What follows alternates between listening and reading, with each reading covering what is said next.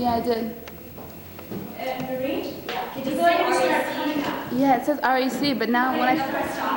Okay. Let's see if it works. How much more time do you need? I'm almost done. Where are you putting those two? I pressed rewind. What? Where are you putting I think it's recording because there's a red thing. I don't know. How do I stop recording? Press it again.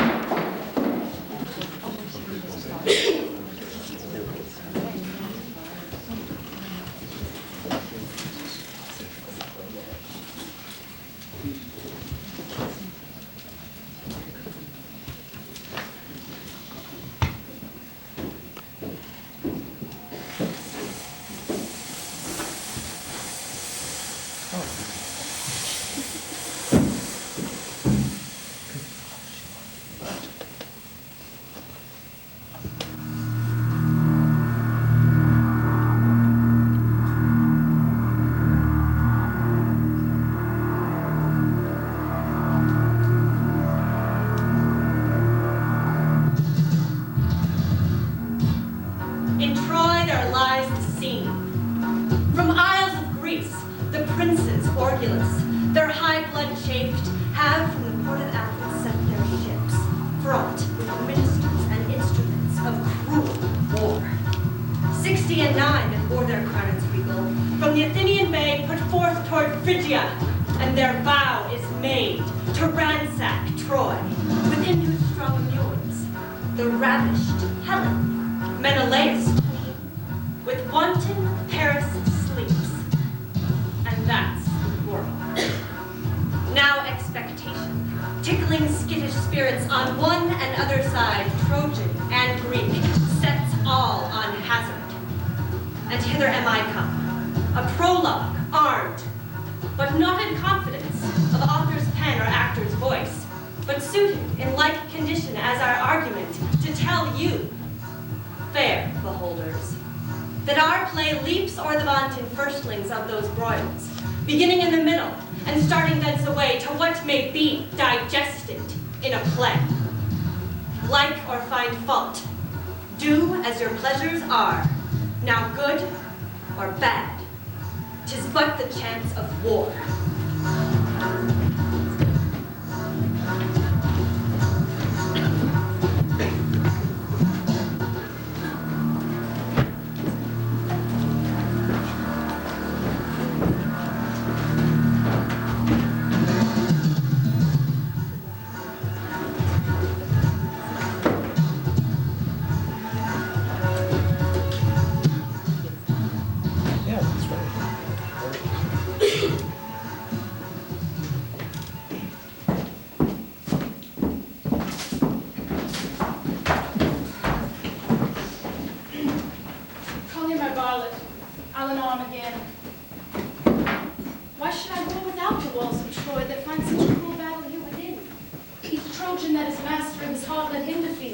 Troilus lasted none. Will this gear ne'er be mended? The Greeks are strong and skillful to their strength, fierce to their skill, and in their fierceness valiant. But I am weaker than woman's tear, tamer than sleep, fonder than ignorance, less valiant than the virgin in the night, and skilless as unpracticed infants. Well, I have told you enough this. For my part, I love better will make no farther. He that will have a cake out of the wheat must tarry the grinding. Have I not tarried? Aye, the grinding.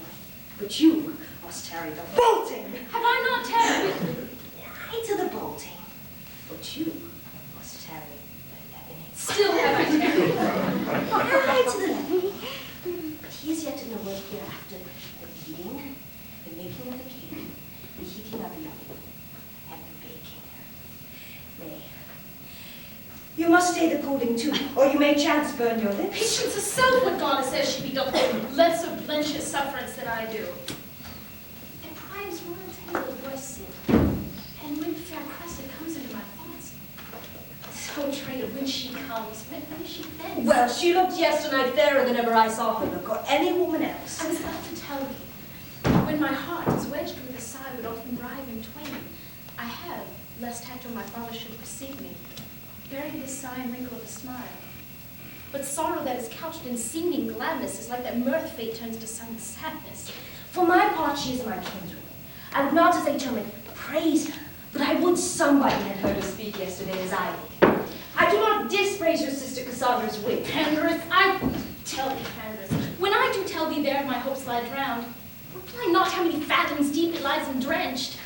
I tell thee I am mad in Cressid's love. Thou answerest, she is fair. Pours in the open ulcer of my heart. Her eyes, her hair, her cheek, her gait, her voice. Handlest in thy discourse, that her hand, in whose comparison all whites are ink, writing their own reproach, to whose soul seizure the sin that's down is harsh, and spirit of sense hard as the palm of plank. This thou tellst me, as true thou tellst me, as when I say I love her. But in saying thus, instead of oil and balm, thou layest in every gash loveth given me the knife that makes. I speak no more than Thou dost not speak so much. faith. I'll not meddle. If she be fair, 'tis the better for her. If she be not, she has amends in her own hand. Good Pandarus, how now, Pandarus? I have had my labor for my travail, ill thought on of her, and ill thought on of you. God between and between, but small thanks for my labor. Art thou angry with me? Because she is kin to me, she is not so fair as Helen. And she were not kin to me, she'd be as fair on Friday as Helen is on Sunday. But what care I? I cannot ensure blackamoor. 'Tis all one to me. Say I she is not fair. I do not care whether you do or no. She's a fool to stay behind a father. Let her to the Greeks, and so I'll tell her the next time I see her. For my part, I'll never make no fault. Pandarus. Not I. Sweet Pray lady. you speak no more to me. I will leave all as I found it, and there and only. Peace, ungracious clamors. Peace, rude sounds. Fools on both sides. Helen must needs be fair when wicked blood daily paint her thus. I cannot fight upon this argument. It's too stark a subject for my sword.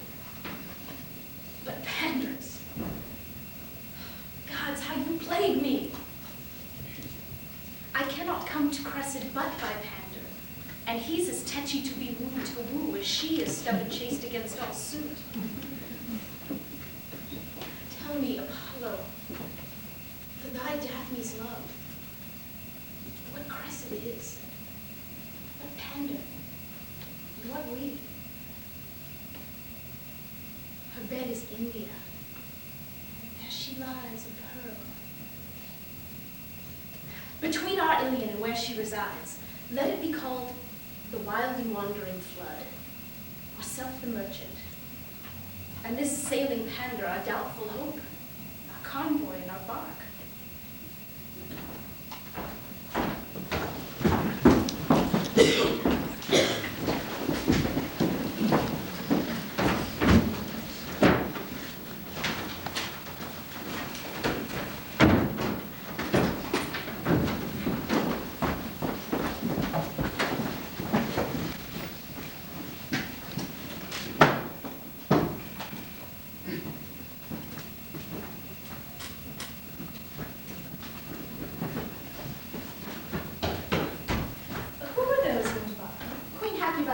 And whither go they? Up to the eastern tower to see the battle. Hector, whose patience is as a virtue fits, today was moved. He chid Andromache and struck his armor. Who comes here? Madam, your uncle Pandarus, Hector is a gallant man. as may be in the world, lady. What's that? What's that? Good morrow, Uncle Pandarus. Good morrow, Cousin Cressid. What do you talk of? Good morrow, Alexander. How do you, cousin? What were you talking of when I came? Hector were we speaking of, and he was angry. Was he angry? True. He was so. I know the cause too. He lay about him today. I can tell them that. But this Troilus will not come far behind him. Let them take heed of Troilus. I can tell them that too. What? Is he angry too? Who? Troilus? Troilus is the better man of the two. Jupiter, there's no comparison. What? Not between Troilus and Hector? Do you know a man if you see him? I, if I ever saw him before then you came. Well, I say Troilus is Troilus. Then you say as I say, he is not Hector. No, nor Hector is not Troilus in some degrees. Just to each of them. He is himself. Himself! Alas, Troilus. I would he was. So he is. Condition I'd gone barefoot to India. He is not Hector. Himself? No, he's not himself. But why himself? The gods are above. Time must friend or end. Well, Troilus, well, I would my heart were in her body. No, Hector is not a better man than Troilus. He is elder. Pardon me, pardon me. The others not come to it. You shall tell me another tale when the other comes to it. Hector shall not have his wit this year. He shall not need it if he have his own. Nor his qualities. No matter. Nor his beauty. It would not become him. His own's better. You have no judgment, niece. Helen herself swore the other day that Troilus, for a brown favor, for so 'tis, I must confess, not brown neither. No, but brown. Faith to say truth, brown and not brown. Say truth, true, and not true. She praised his complexion above Paris. Why, Paris have colored enough. So he has. Then Troilus should have too much. I had as lief Helen's golden tongue had committed Troilus for a copper nose. I swear to you, I think Helen loves him better than Paris. Well, then she's a merry Greek indeed. But to prove to you that Helen loves him, she came and puts me her right hand to his cloven chin. Jupiter, how came it cloven? Oh, why, you know it is dimpled. I think his smiling becomes him better than any man in all Phrygia. He smiles at me. Does he not? Yes, into a cloud in autumn. I cannot choose but laugh to think how she tickled his chin. She has a marvelous white hand, I must needs confess. Was that the rack? And she takes it upon her to spy a white hair on his chin. Alas, poor chin, many a gorge is richer. And there was such laughing. And Queen Hecuba laughed her eyes right out. Miss Jones. And Cassandra laughed. Did her eyes water? And Hector laughed. What was all this laughing? Mary at the white hair that had spied on Troilus' chin. And if we green hair, I should laugh too. It was not so much at the hair as at his pretty answer. What was his answer? Quoth she, here's but 52 hairs on your chin, and one of them is white. This is her question. That's true, make no question of that. 52 hairs, quoth he, and one white. That white hair is my father, and all the rest are his sons. Jupiter, quoth she, which one of these hairs is Paris, my husband? The forked one, quoth he. Pluck it out and give it him. And there was such laughing, and Helen so blushed, and Paris so chafed, and all the rest so laughed that it passed. So let it now, for it has been a great while going by. Well, niece, I told you a thing yesterday. Think on it. So I do. I'll be sworn 'tis true. He will weep you, and 'twere a man born in April. And I'll spring up in his tears and 'twere nettle against May. Hark! They are coming from the field. Shall we stand here and see whence they come to him? Could niece do, sweet Miss Cressida? At your pleasure. Here's an excellent place. Here we may see them most bravely. I will tell you them all by their names as they pass by. But mark Troilus above the rest. You shall see Troilus anon. Speak not so loud. That's a niece. He's not a brave man. He's one of the flowers of Troy, I can tell you. But mark Troilus above the rest. You shall see Troilus anon. Who's that? That's Hector. Look you that, niece. There's a brave man. Go thy way, Hector! Go thy way! Looks, and at his countenance. Is not a brave man. Is not. This does a man's heart good. Yonder comes Paris. Yonder comes Paris. Look you yonder, niece. Is not a gallant man do? Is not. Why, this is brave man. Who says he came hurt? He's not hurt. Why, this will do Helen's heart good, huh? I marvel when Troilus says, I love to see, you shall see Troilus anon. Who's that? That's Helen's. I marvel when Troilus. I think he would not feel. That's Helen's. Can Helenus fight, uncle? Helenus? No. Yes, he'll fight him different well. I marvel when Troilus says, hark! Do you not hear the people cry, Troilus?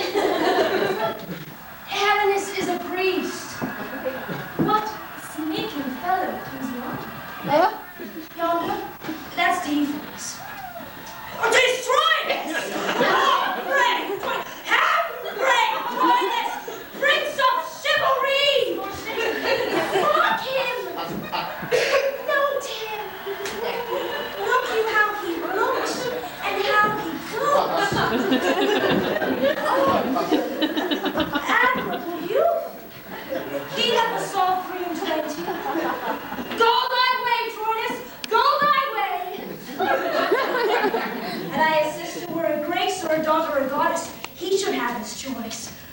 Oh, admirable man. Paris? Paris is dirt to him, and I weren't headed to change would give an eye to boot. Here comes more. Asses! Chaff and bran, and we're chaff to meet. I could live and die in the eyes of Troilus. There, look, the eagles are gone. Crows and dogs, crows and dogs.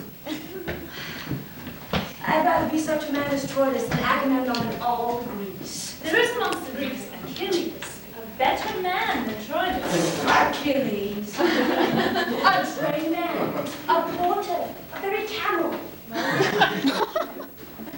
Well, but have you any discretion? Have you no eyes? Do you know a man if you see?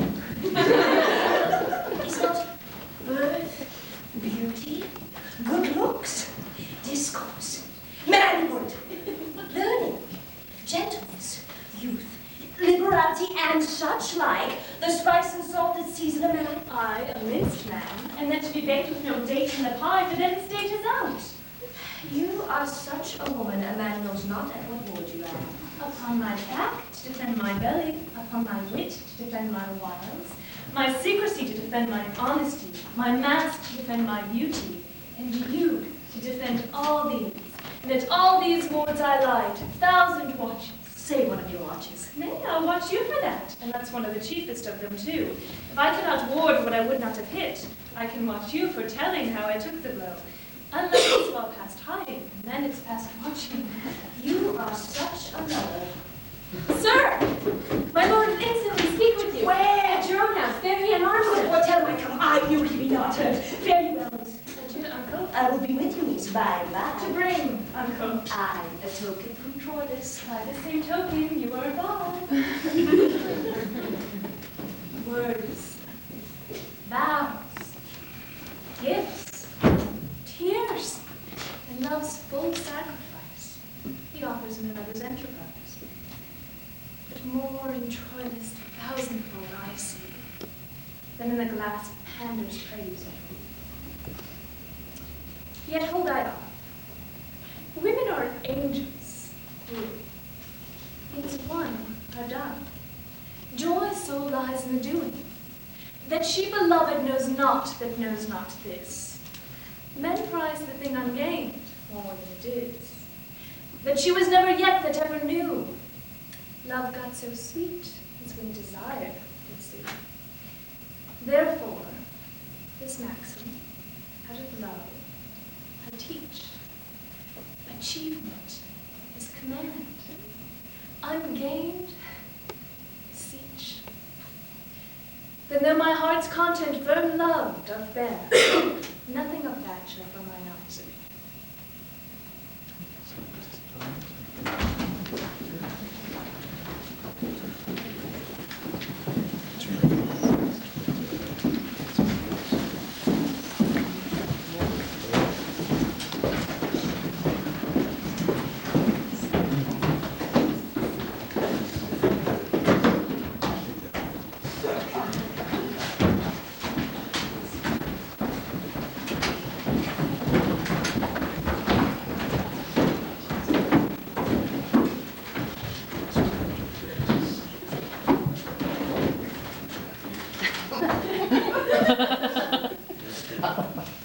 What grief has set these jaundies on your cheeks? The ample proposition that hope makes in all designs begun on earth below fails in the promised largeness. Checks and disasters grow in the veins of action's highest rear, as not, by the conflicts of their meeting sap, infects the sound of pine and diverts his brain, toward him in error from the course of growth. Why then do you, with cheeks abashed, behold our works, and call them shames, which are indeed naught else but the protracted trials of great Jove, defying persistent constancy in men? With due observance of thy godlike seat, great Agamemnon, Nestor shall apply thy latest words. In the reproof of chance lies the true proof of men. Valor's show and valor's worth divide chin, Agamemnon, the great commander, nerves and bones of Greece, heart of our numbers, our soul, and only sprite in whom the tempers and the minds of all should be shut up. Hear what Ulysses speaks. Troy yet upon his basis had been down, and the great Hector's sword had lacked a master but for his instances. The specialty of rule had been neglected. Look now how many Grecian tents do stand hollow upon this plain, so many hollow factions. When that the general is not like the hive to whom the foragers shall all repair, what honey is expected? Degree being visited, then worthiest shows as fairly in the mask. The heavens themselves, the planets in this center observe degree, priority, place, insisture, course, proportion, season, form, office and custom in all line of order. When degree is shaped, which is the ladder to all high designs, the enterprise is sick.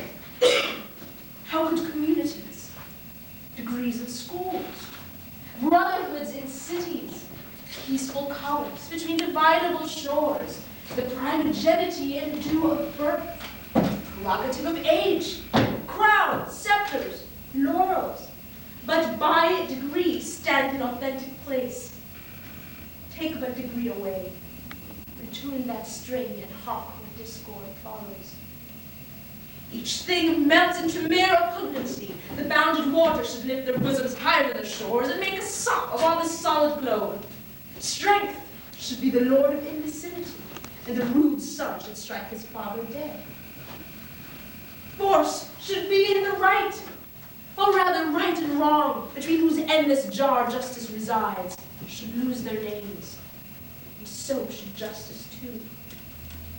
And everything includes itself in power, power into will, will into appetite, and appetite, the universal wolf, so doubly seconded with will and power, should make perforce a universal prey and at last eat up himself.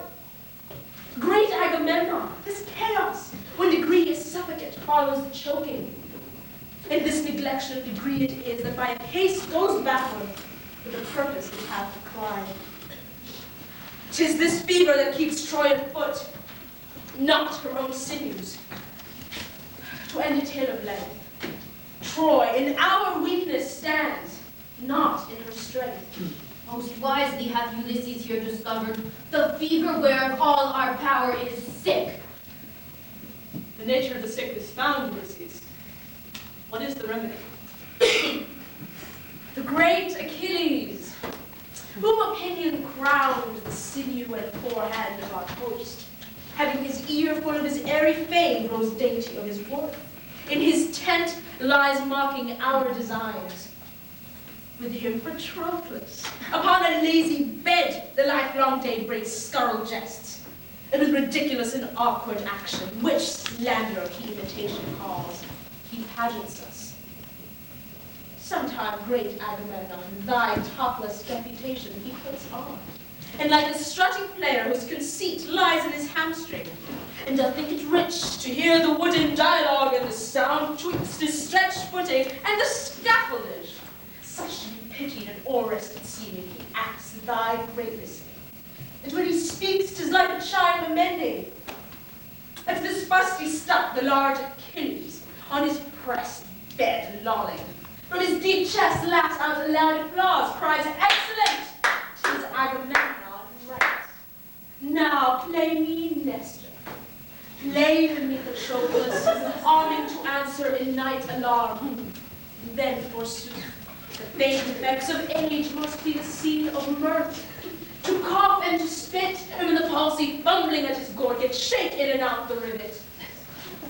At this sport, Sir Valor dies, cries, "Oh, enough, Patroclus, or give me ribs of steel. I shall split all in pleasure of my spleen." And in the imitation of these twain, Ajax is grown self-willed and sets their Sietes, a slave whose gall coins slander like a mint, to match us in comparison with the dirt. They tax our policy and call it cowardice, bedwork, mockery, closet war. What trumpet? Look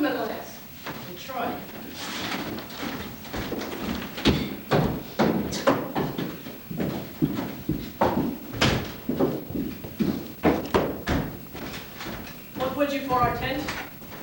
Is this great Agamemnon's tent, I pray you? Even this? Which is that god in office guiding men? Which is the high and mighty Agamemnon? This Trojan scorns us, or the men of Troy are ceremonious courtiers. Courtiers as free as debonair, unarmed as bending angels. But when we would seem soldiers, we have Gauls, good arms, strong joints, true swords, and Jove's accord, nothing so full of heart. But peace, Aeneas, peace, Trojan, lay thy finger on thy lips. Sir, you of Troy, call you yourself Aeneas. I, Greek, that is my name. What's your affairs, I pray you? Sir, pardon, 'tis for Agamemnon's ears. He hears not privately that comes from Troy. Nor I from Troy come not to whisper with him. I bring a trumpet to awake his ear, to set his sense on the attentive bent, and then to speak. Speak freely as the wind. It is not Agamemnon's sleeping hour. But thou shalt know, Trojan, he is awake. He tells thee so himself. Trumpets, blow loud, send thy brass voice through all these lazy tents, and every Greek of metal, let him know what Troy means fairly shall be spoke aloud. We have great Agamemnon here in Troy, a prince called Hector, pride of his father, who in this dull and long continued truce is resty grown. He bade me take a trumpet and to this purpose speak. Kings, princes, lords, if there be one among the fairest of Greece that holds his honor higher than his ease, that feeds his praise more than he fears his peril, that knows his valor and knows not his fear, that loves his woman more than in confession, with truant vows to her own lips he loves, and dare avow her beauty and her worth in other arms than hers. To him this challenge. Hector, in view of Trojans and of Greeks, shall make it good or do his best to do it. He hath a lady wiser, fairer, truer than ever Greek did couple in his arms, and will tomorrow with his trumpet call, midway between your tents and walls of Greece, to rouse a Grecian that is true in love. If any come, Hector shall honor him. If none, he'll stay in Troy when he retires. The Grecian dames are sunburnt and not worth the splinter of a lance, even so much. The shall be told our lovers, Lord Aeneas. Fair Lord Aeneas, let me touch your hand. To our pavilion shall I lead you, sir. Achilles shall have word of this intent. So shall each lord of Greece from tent to tent. Yourself shall feast with us before you go, and find the welcome of a noble foe.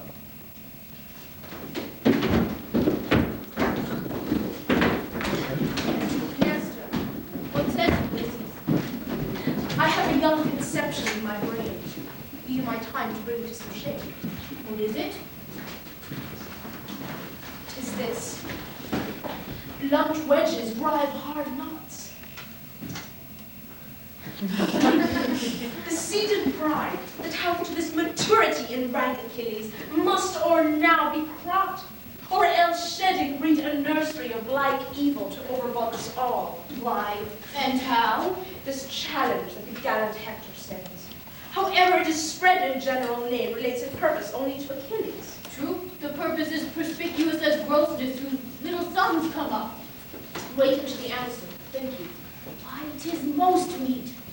Who may you else oppose that can from Hector bring his honor off, if not Achilles?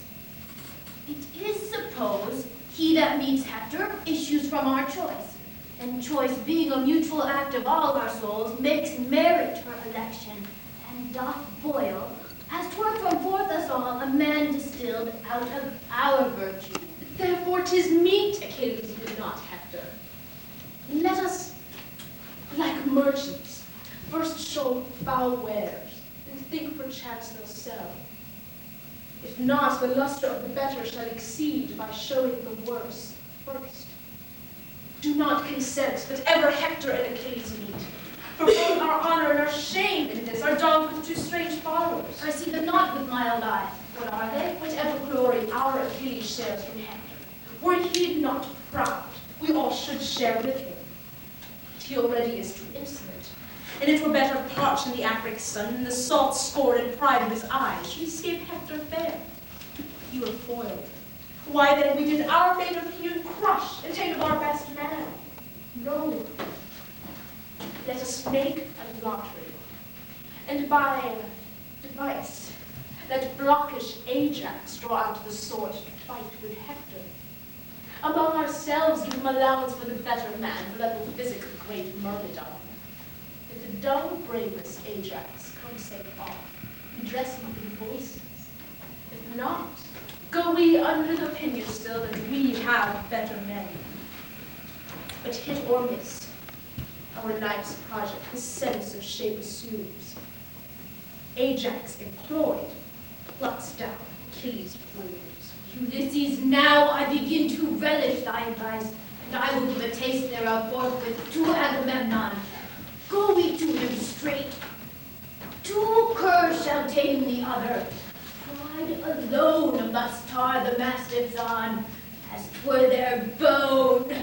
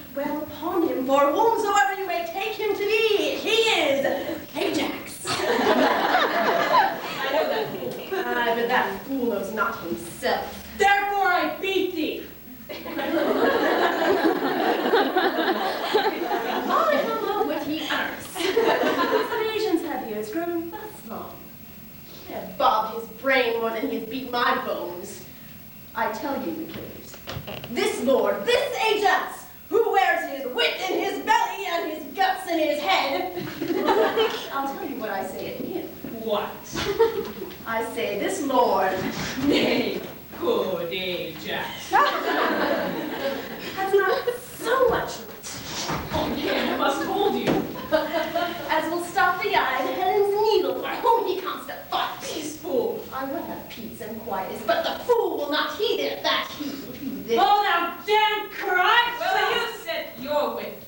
To a fool's. And we shall not be fools who shame it. Your words, Thersites. What's the quarrel? I bid the vile owl learn me the tenor of the proclamation, and he railed upon me. Certainly not. Well, go to! I serve here voluntary. Your last service was suffrage, 'twas not voluntary. No man is beaten voluntary. Ajax was here the voluntary, and you as under an impress. And so, a great deal of doorway too lies in your sinews, else there be liars. Hector shall have a great catch and knock of either of your brains, or a good crack of fusty kernel with no nut. What? With me too, Thersites? There's Ulysses, and old Nestor, whose wit was molded, your grandsires had nails on their toes. Yoke you like draught oxen and make you plow up the wars. What? I, good sooth. Two, Achilles! Two, Ajax! Two! I shall cut out your tongue! 'Tis no matter, I shall have as much wit as thee afterwards. No more words, Thersites. Peace. Shall hold my tongue when Achilles Brock bids me, shall I? There's for you, Patroclus. See you hanged like clotpoles ere I come any more to your tents. I will keep you there as wit stirring, and make the faction of fools. Good riddance. Marry, this, sir, is proclaimed through all our host, that Hector, by the 5th hour of the sun, will with a trumpet twixt our tents in Troy, tomorrow morning, call some knight to arms that hath a stomach, and such a one that dare maintain, I know not what, 'tis trash. Farewell. Farewell! Who shall answer him? I know not. 'Tis put to lottery. Otherwise, he knew his man. Oh, meaning you. I will go learn more of it.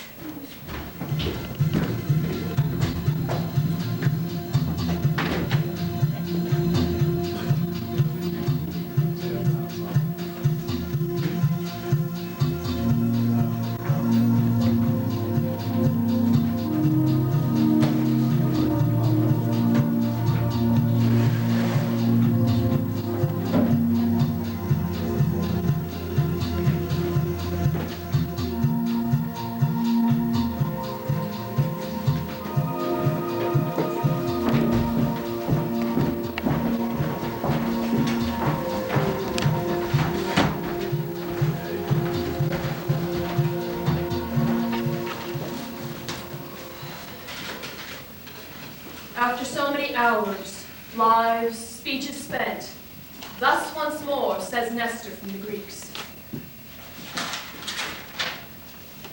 Deliver Helen, and all damage else, as honor, loss of time, travail, expense, wounds, friends, and what else dear that is consumed in hot digestion of this cormorant war, shall be struck off. Hector, what say you to it? Though no man lesser fears the Greeks than I, as far as touches my particular, yet dread pride. There is no lady with more softer vows, more spongy to suck in the sense of fear, more ready to cry out, who knows what follows, than Hector is. The wound of peace is surety, surety secure. Yet modest doubt is called the beacon of the wise, the tent that searches to the bottom of the worst. Let Helen go. Since the first sword was drawn about this question, every tied soul amongst many thousand dimes hath been as dear as Helen. I mean of ours. If we have lost so many for a thing not ours, nor worth to us, had she our name, a value of 1 in 10, what merits in that reason which denies the yielding of her life? Fie, my brother. great as our dread fathers in a scale of common ounces? Weighing with counters, some the past proportion of his infinite, and buckling a waist most fathomless with spans and inches, as diminutive as fears and reasons? Fie, for godly shame! No marvel though you bite so sharp of reasons. You are so empty of them. Should not our father, brother great sway this affairs with reason, because you have none to tell us of? You are for dreams and slumbers, brother priest. You fur your gloves with reasons, and here are your reasons. You know an enemy intends you harm. You know a sword employed is perilous. And reason flies the object of all harm. Who marvels then when Helenus beholds a Grecian and his sword, if he do fly like chidden Mercury from Jove or like star disordered? Nay, we talk of reason. Let's shut our gates and sleep. Manhood and honor should have hair hearts when they but fat their thoughts with this crammed reason. Reason and respect make livers pale, and must be deject. Brother, she is not worth what she doth cost the keeping. What's oft but as 'tis valued? The value dwells not in particular will.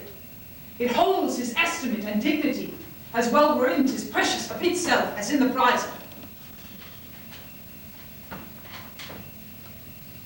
take today work. And my election is led on in the conduct of my will.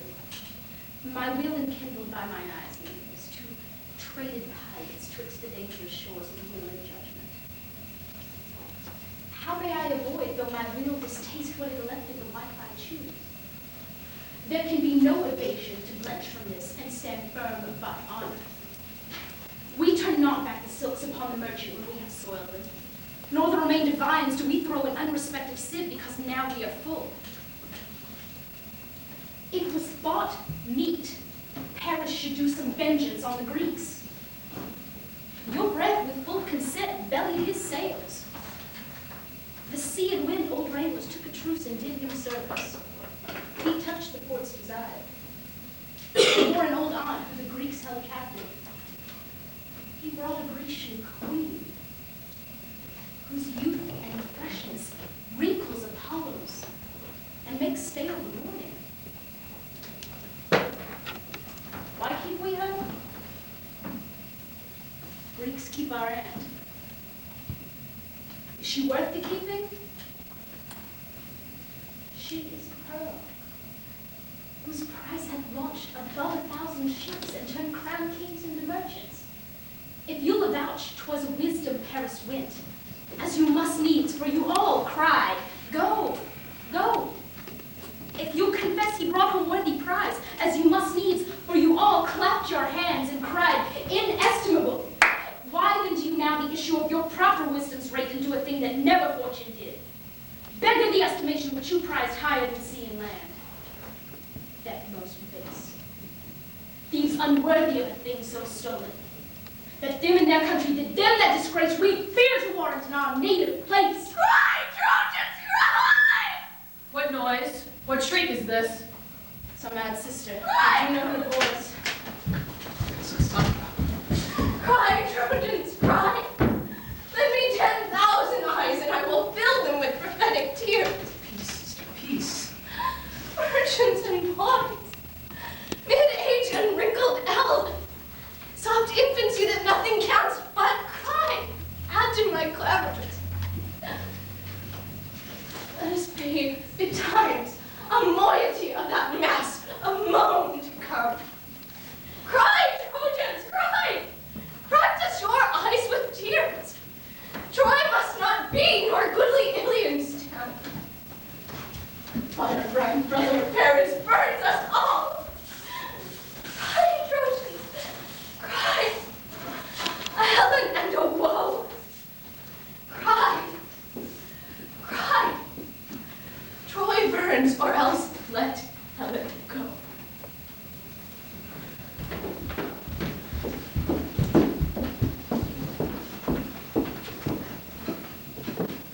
Now you will Troilus. Were not these divinations in our sister work some touches of remorse? Or is your blood so madly hot that no discourse of reason nor fear of bad success in a bad cause can qualify the same? Brother Hector, we may not think the justice which has such no other than a bent to form it. nor once deject the courage of our minds because Cassandra's mad. Her brain-sick raptures cannot distaste the goodness of a quarrel which hath our several honors all engaged to make it gracious. For my private part, I am no more touched than all private sons. And Jove forbid there be done among us such things as might offend the weakest spleen to fight for and maintain. Else might it well be fits of levity, as well my undertakings as your counsels. But I test the gods. Your full consent gave wings to my propension, and cut off all fears attending on so dire a project. For what, alas, can these my single arms? What propagation is there in one man's valor to stand the push and enmity of those this quarrel would excite? Yet I protest, were I alone to pass the difficulties, and had as ample power as I had will, Paris should ne'er retract what he hath done, nor faint in the pursuit. Paris, you speak like one besotted on your own sweet delight. You have the honey still, but these the gall. So to be valiant is no praise at all.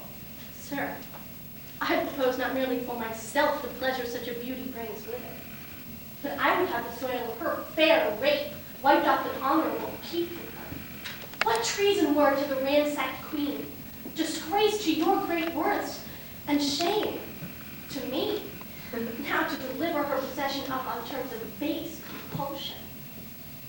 Can it be that so degenerate a strain as this should once set footing in more generous bosoms?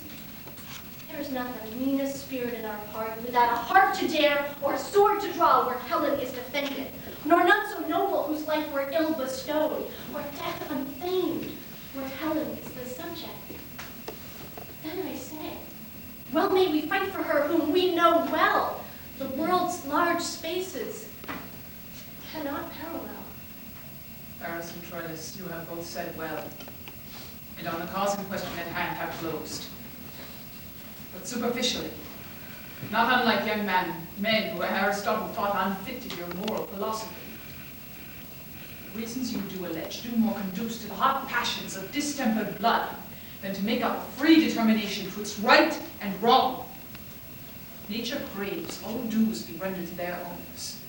Now, what nearer death than wife is to husband? If Helen then be wife to spotless king, as it is known she is, this moral law of nature and of nations speak aloud to have her back returned. Thus to persist in doing wrong extenuates not wrong, but makes it much more heavy. This is Hector's opinion in this way of truth.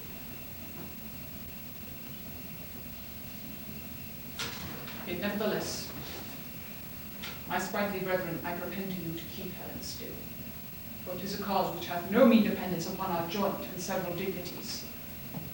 Here you touch the life of our design. Were it not glory we more effective in the performance of our beating spleens, I would not wish a drop of Trojan blood spent more than defense. But, worthy Hector, she is a beam of honor and renown, a spur to valiant and magnanimous deeds, whose present courage may come in time to beat down our foes, and fame in time to come canonize us. For I presume brave Hector would not lose so rich an advantage of a promised glory that smiles upon the forehead of this action of the wide world's revenue. I am yours, you valiant offspring of royal Priam.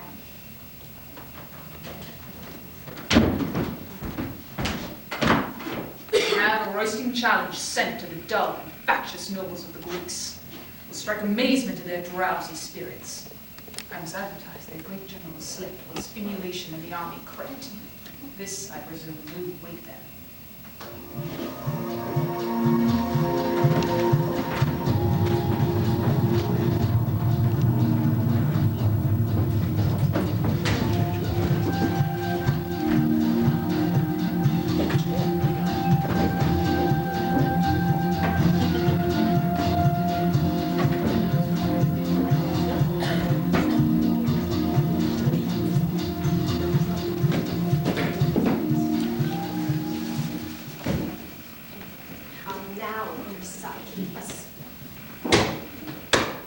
Lost in the labyrinth of thy fury, shall the elephant Ajax carry it thus. Beats me, and I raped him.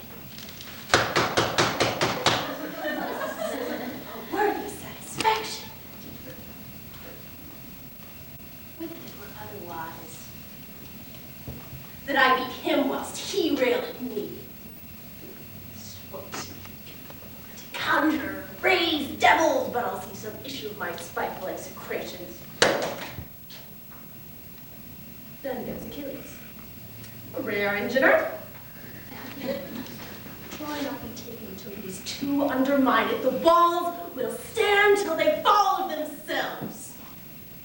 Oh, thou great thunder darter of Olympus, forget that thou art Jove, the king of the gods. Ye take not that little less than little weight from them that they have. Short our ignorance itself knows is so abundant scarce. Will not in circumvention deliver a fly from a spider without drawing their massy irons and cutting the web. After that, a vengeance on the whole camp. Or rather, militant vomic, for that methinks is a curse depending on those at war for a planet. I said my prayers, and the devil envy them. Amen. What ho, my lord Achilles? Who's there? Thersites! Good Thersites, coming into rail. Where's Achilles? Who's there? Thersites, my lord. Where? Oh, where? Up they'll come. Why, my cheese, my digestion. Why hast thou not served thyself at my table so many meals? Come. What's, Agamemnon? Agamemnon. Then tell me, Patroclus, what's Achilles? Thy lord, Thersites. Then tell me, I pray thee, what's Thersites? Thy knower. Then tell me, Patroclus, what art thou? Thou mayst tell the knowest. Oh, tell. I'll decline the whole question. Agamemnon commands Achilles, Achilles is my lord, I am Patroclus' knower, and Patroclus is a fool. You rascal! He's fool, I have not done. He is a privileged man. Proceed, Thersites. Agamemnon is a fool, Achilles is a fool, Thersites is a fool, and as aforesaid, Patroclus is a fool. Derive this. Come. Agamemnon is a fool to offer to command Achilles.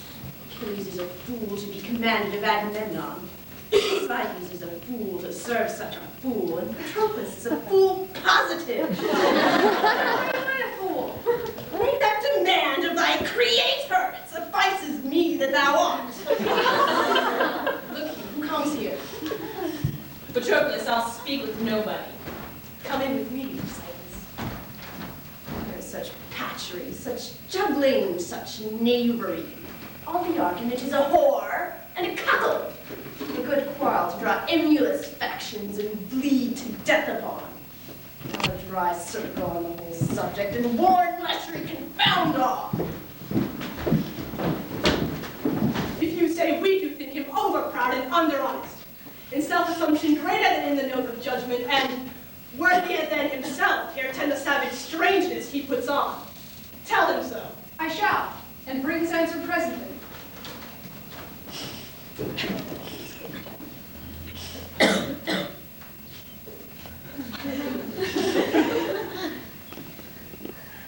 Ulysses enter you. What is he more than another? No more than what he thinks he is. He so much. Do you not think he thinks himself a better man than I am? No question. Do you subscribe his thought and say he is? No.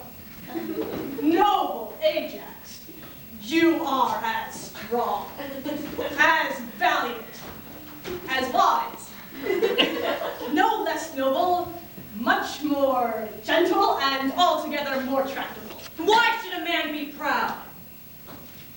How doth pride grow? I know not what pride is. Your mind is the clearer, Ajax, and your virtues the fairer. He that is proud eats up himself. Pride is his own glass, his own trumpet, his own chronicle, and whatever praises itself, but in the deed, devours the deed in the praise.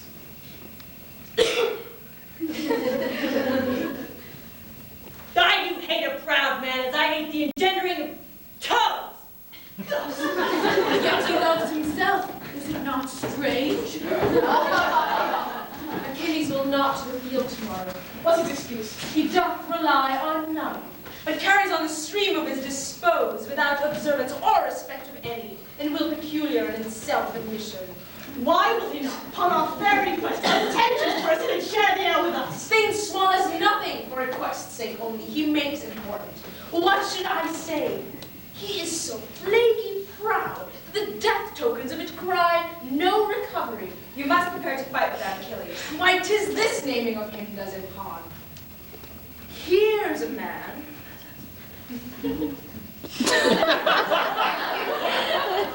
But 'tis before his face. I will be silent. Wherefore should you so? He is not emulous as Achilles is. Near the whole world he is as valiant. A horse and dog that should palter with us thus. Would he were a Trojan. What a vice were it in Ajax now. If you were proud, Or covetous of praise. I are surly born. Or strange or self-affected. thank the heavens, Lord, thou art of sweet composure. Praise him that gat thee, she that gave thee suck. Here's Nestor, instructed by the antiquary tongue. He must, he is, he cannot be but wise. But pardon, Father Nestor, when your days as green as Ajax, and your brain so tempered, you should not have the eminence of him, but be as Ajax. Shall I call you father? Ay, my good son. Be ruled by him, Lord Ajax. There is no tarrying here. Heart Achilles keeps thicket. Please it our great general to call together his state of war. Fresh kings are come to Troy. Tomorrow we must with all our main of power stand fast. Here's a lord. Come knights from east to west and cull their flower. Ajax shall cope the best. Go we to council. Let Achilles sleep. Let boat sail swift, though greater hulks draw deep.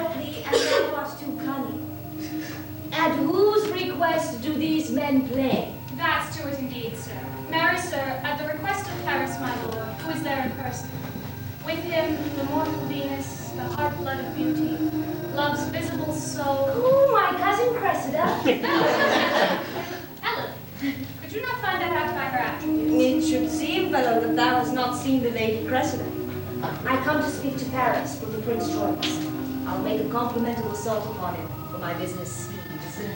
Sodden business. There's a stewed friend indeed. Fair be to you, my lord, and to all this fair company. Fair desires and all fair measure fairly guide him. Especially to you, fair queen. Fair thoughts be your fair below. Dear lord, you are full of fair words. You speak your fair pleasure, sweet queen. Fair prince, here is good broken music. You have broken, cousin. By my life, you shall make it whole again. You shall piece it out with a piece of your performance. He is full of harmony. Truly, lady, no. Rude in sooth, in good sooth, very rude. Well said, Lord. Well said, you say in fits. I have business to my lord, dear queen. My lord, will you vouchsafe me a word? Nay, this shall not hedge us out. We'll hear you sing, certainly. Well, you are pleasant with me, sweet queen. But marry thus, my lord.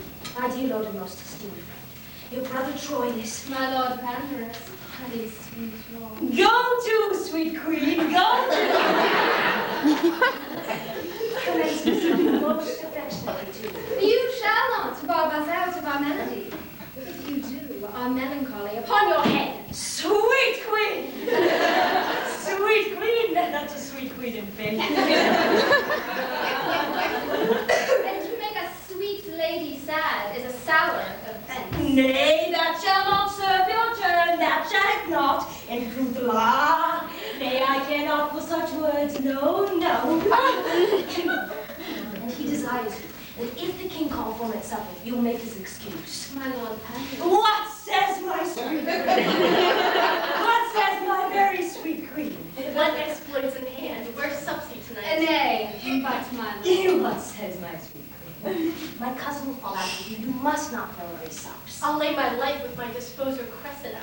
No! No, no such matter.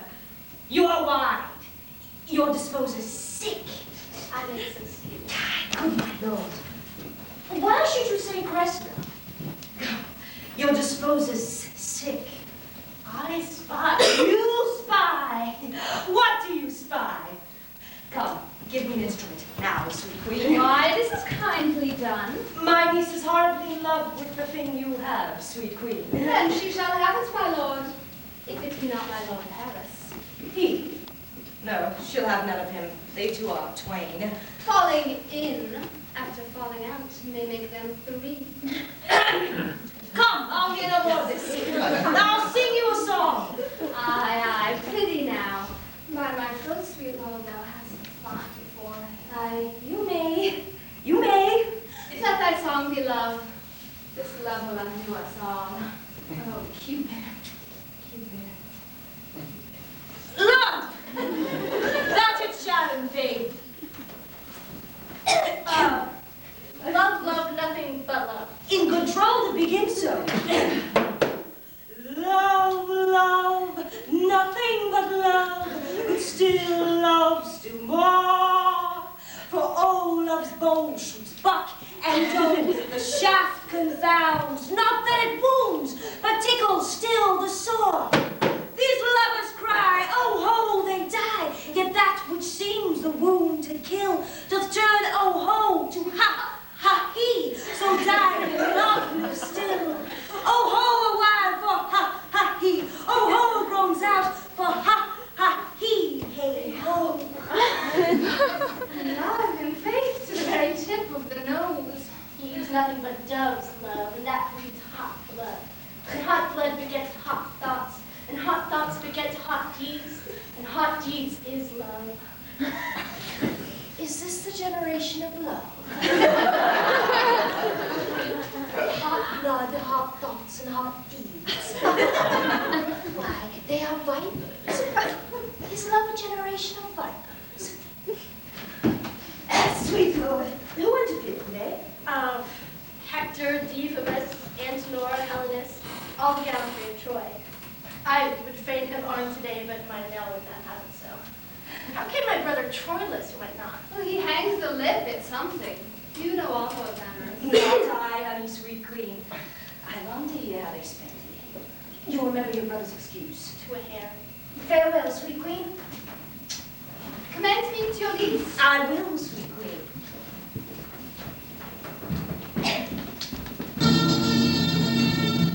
We've come from the field. Let us be kind to all the Greek and riders. Sweet. I thought about having your own thing.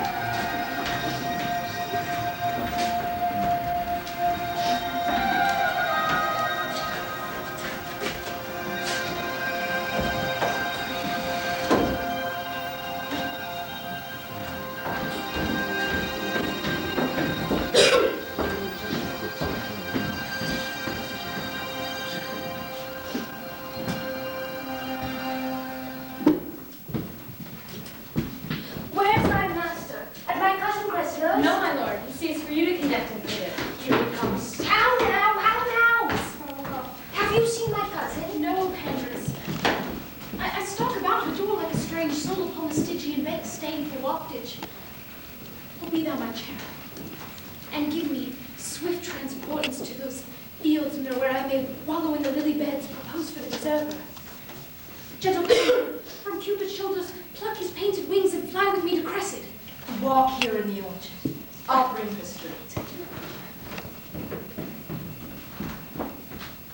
I am giddy. Expectation whirls me round. The imaginary relish is so sweet that it enchants my sense. What will it be when the watery palate tastes indeed love's thrice pure nectar? Death, I fear me. Sounding destruction.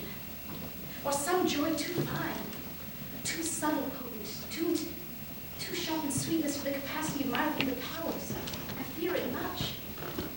And I do fear besides that I shall lose distinction in my joys, as doth the battle, when they charge on heaps, the enemy flying. She's making her ready. She'll come straight.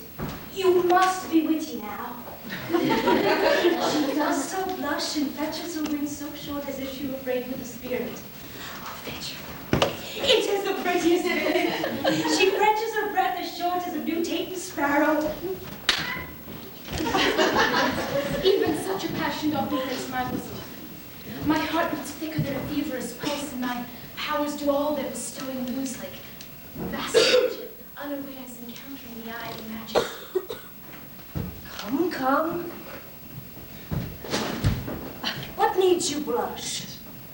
Shame's a baby.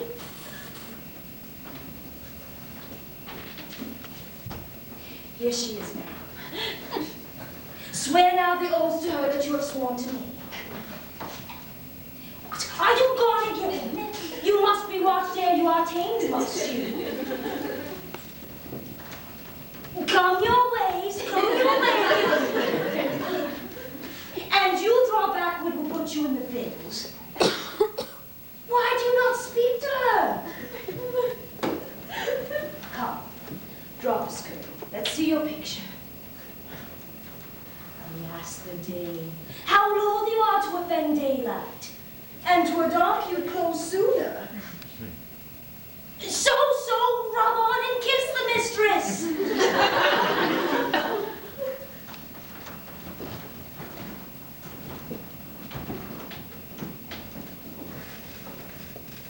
How now, a kiss and fee-fob, fill there, carpenter, the air is sweet. Nay, you shall fight your hearts out ere I part you. Go to.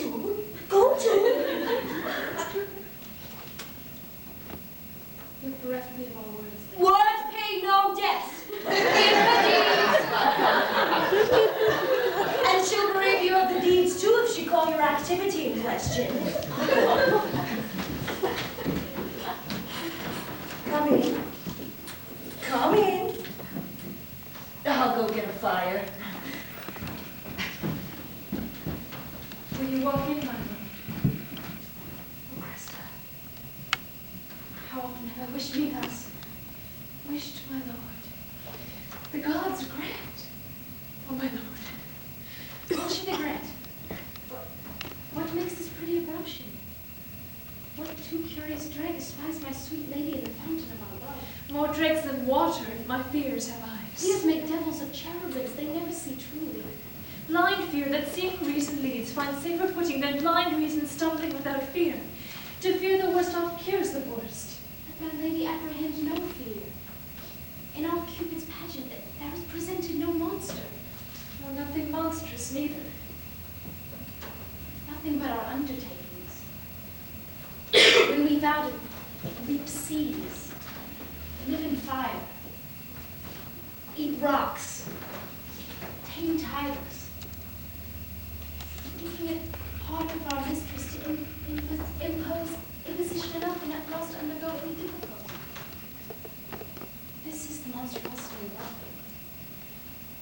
The will is infinite, and the execution confined. The desire is boundless, and the act is fate to limit. They say all lovers swear more performance than they are able, vowing more than the perfection of 10, and discharging less than the 10th part of one. They that have the voice of lions and the act of hares, are they not monsters? Are there such are not we? Praise us as we are tasted, allow us as we prove. Our head shall go bare till merit covered. No perfection in reversion shall have its praise in present. We shall not name desert before its birth, and being born his addition shall be humble. Few words to fair faith. Troilus shall be such to Cressida, as what envy can say worse shall be a lot for truth. And what truth can speak truest, not truer than Troilus. Will you walk in, my lord? What? Blushing still? Have you not done talking yet? Well, uncle, what folly I commit, I dedicate to you. I thank you for that. If my lord get a boy of you, you'll give him me. Be true to my lord. If he flinch, chide him for it. You now know your hostages, your uncle's word and my firm faith. Nay, I'll give my word for her too. Our kindred, though they belong to food, they are constant being one. They are burrs, I can tell you. They'll stick where they are thrown. Well, this comes to me now and brings me heart. Prince Troilus, I have loved you night and day for many weary months. Why then was my Cressida so hard to win, hard to see one? But I was one, my lord, with the first glance that ever I... Pardon me, my lord. If I confess much, you will play the tyrant. I love you now, but till now not so much that I might master it. In faith I lie. My thoughts were like unbridled children, too headstrong for their lives. See, we fools! Why have I laughed? Who shall be true to us when we are so unsecret to ourselves? But though I loved you well, I wooed you not. And yet, good faith, I wished myself a man, where that we women had men's privilege of speaking first. Sweet, bid me hold my tongue, for in this rapture I shall surely speak the thing I shall repent. See, your silence, cunning and dumb, is draws from my weakness, my very soul of counsel. Stop my mouth, and shall, be as sweet music issues thence. Pretty in faith. Do beseech you, pardon me. 'Twas not my purpose thus to beg a kiss. I am ashamed, but this time will I take my leave, my lord. Leave, and you take leave till tomorrow morning. Pray you content you. I offend you, lady. This are mine own company. You cannot shun yourself. Let me go and try. I have a kind of self resides in you, but yet an unkind self, that soon will leave to be another's fool. I would be gone. Where is my wit? I know not what I say. Well know they when they speak that speak so wisely. Perchance, my lord, I show more craft than love, and fell so roundly to a large confession to angle for your thoughts. But you are wise, or else you love not.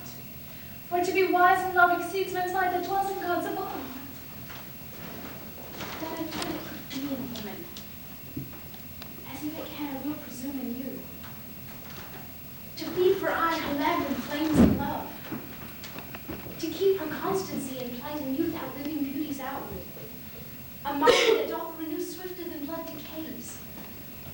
Or that persuasion could but thus convince me that my integrity and truth to you might be affronted with the match and weight of such a winnowed purity of love. How were I then uplifted? But alas, I am truest true simplicity and simpler than the infancy of truth. In that a war with you, a most virtuous fight. When right with right wars, who should be most right?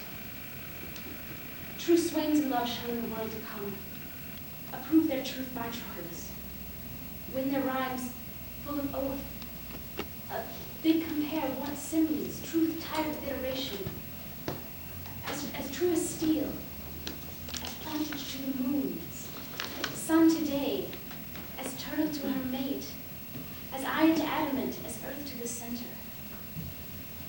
Yet after all comparisons of truth, as truth's authentic offer to be cited, as true as Troilus shall crown up the verse and sanctify the numbers. Prophet may you be. If I be false or swerve a hair from truth, when time is old and hath forgot itself, when water drops have worn the stones of Troy, and blind oblivion swallowed cities up, and mighty states characterless are grated to dust and nothing, yet let memory, from false to false, among false maids in love, upbraid my falsehood. when they said as false as air, as water, as wind to sand the earth, as fox to lamb, as wolf to heifer's calf. Yea, let them say, to stick the very heart of falsehood, as false as Cressida. Go to, above the need, seal it, seal it. I'll be witness. Here I hold your hand, and here my cousin's. If ever you prove false one to another, because I've taken such pains to bring you together, let all pitiful goers between be called to the world's end after my name. Call them all panthers. Call all constant men Troiluses, all false women Cressids, and all brokers between panthers. Say amen. Amen. Amen. Amen. Whereupon I will show you a chamber with bed. Which bed? Because it shall not speak of your pretty encounters. Press it to death. And Cupid grants all tongue-tied maidens here. Bed, chamber, cabinet to provide whiskey.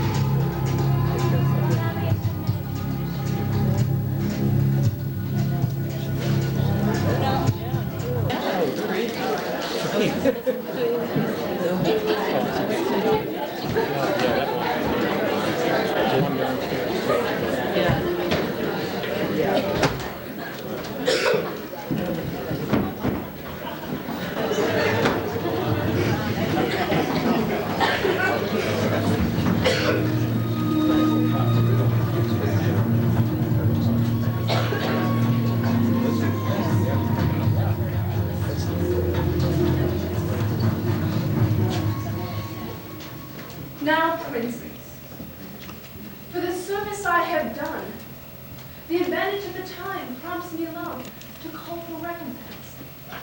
Appear it to your minds that through the sight I bear in things to come, I have abandoned Troy, left my possession, incurred a traitor's name, exposed myself from certain and possessed conveniences for doubtful fortunes. What wouldst thou, most Trojan? Make demand. You have a Trojan prisoner called Antenor, yesterday took. Troy holds him very dear. Often have you thanks, therefore, desired my crescent in great right exchange. Let Antenor be said great princes, and he shall buy my daughter. Your presence shall quite strike off any service I have done, in most accepted pain. Let Diomedes bear him, and bring us Cressid hither. Calchas shall have what he requests of us. Good Diomed, furnish you fairly for this interchange. Withal, bring word if Hector will tomorrow be answered in his challenge. Ajax is ready. This shall I undertake. It is a burden which I am proud to bear. Achilles stands at the entrance of his tent. Pleases our general to pass strangely by them, and few forgot. And princes all lay negligent and loose regard upon him. I will be glad. We'll execute your purpose. I will lead the way. What? Comes the general to speak with me? You know my mind. I'll fight no more against Troy. What says Achilles? Would he aught with us? Would you, my lord, aught with the general? No. Nothing, my lord. The better. Good day. Good day. How do you? How do you? What, does the cuckold scorn me? Ha! Now, Patroclus. Good morrow, Ajax. Good morrow. Aye. Good next day, too. What mean these fellows? Know they not Achilles? They pass by strangely. They were used to bend, to send their smiles before them to Achilles, to come as humbly as they used to creep to holy altars. What, my poor of late? 'Tis certain. Greatness once fortune must fall out with men too, and what the decline is, he shall as soon read in the eyes of others as feel in his own fall. For men, like butterflies, show not their mealy wings but to the summer. And not a man, for being simply man, hath any honor, but honor for those honors that are without, as place, riches, favors, prizes of accident, as oft as merit, which, when they fall, as being slippery standards, the love that leaned on them, as slippery too, doth one pluck down another, and together die in the fall. But 'tis not so. Fortune and I are friends. I do enjoy at ample point all that I did possess, save his looks. We do, methinks, find out something not worth in me, such rich beholding as they have often given. Here's Ulysses. I'll interrupt his reading. How now, Ulysses? How now, great Thetis' son? What are you reading? A strange fellow here writes me, that man how dearly ever parted, how much in having or without or in, cannot make boast to have that which he hath, nor feels not what he owes, but by reflection. This is not strange, Ulysses. The beauty that is born here in the face, the bearer knows not, but commends itself to others' eyes. This is not strange at all. I do not strain at the position. 'Tis familiar. But at the author's circumstance, who expressly proves that no man is lord of anything, though in and of him there be much consisting, till he communicate his parts to others. I was much rapt in this, and here immediately apprehended that known Ajax. Heavens, what a man is there! A very horse that knows not what. Nature, what things there are most abject in regard and dear in use, things there are again most dear in the esteem and poor in worth. Tomorrow we shall see an act that very chance doth throw upon him. Ajax renowned. Heavens, what some men do while some men leave to do. To see these Grecian lords, why even already he clapped the lubber Ajax on the shoulder, as if his foot were in great Hector's breast, and great Troy shrieking. I do believe it, for they passed by me, as misers do by beggars, neither gave to me good word nor look. What, are my deeds forgot? Time hath, my lord, a wallet at his back, wherein he puts alms for oblivion, a great-sized monster of ingratitudes. His scraps are good deeds past, forgot as fast as they are made, devoured as soon as done. Perseverance, dear my lord, keeps honor upright. To have done is to be quite out of fashion, like a rusty nail in monumental. For time is like a fashionable host that slightly shakes his parting guest by the hand, and with his arms outstretched as he would fly, grasps in the coming. Welcome ever smiles, and farewell goes out sighing. Or let not virtue seek remuneration for the thing it was. For beauty, wit, high birth, vigor of bone, deserted service, love, friendship, charity, are subjects all to envious and calumniating time. One touch of nature makes the whole world kin. Then marvel not the great and complete man, that all Greeks begin to worship Ajax. Since things in motion sooner catch the eye, and once stirred not. Cry when once unmoved. Still it might, and yet it may again, if thou wouldst not entomb thyself alive, in case thy glorious reputation in thy pen. Of this, my privacy, I have strong reasons. But against your privacy are reasons more potent and heroical. 'Tis known, Achilles, that you are in love with one of Priam's daughters. known. Is that a wonder? All the commerce that you've had with Troy is perfectly ours as yours, my lord. And it would better fit Achilles much to throw down Hector than Polixen. Farewell, my lord. I, as your lover, speak. The fool slides o'er the ice, which you should break.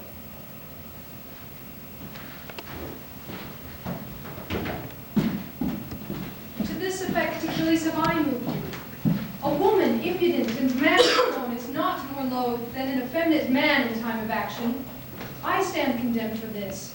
They think my little stomach to the war and your great love to me restrains you thus.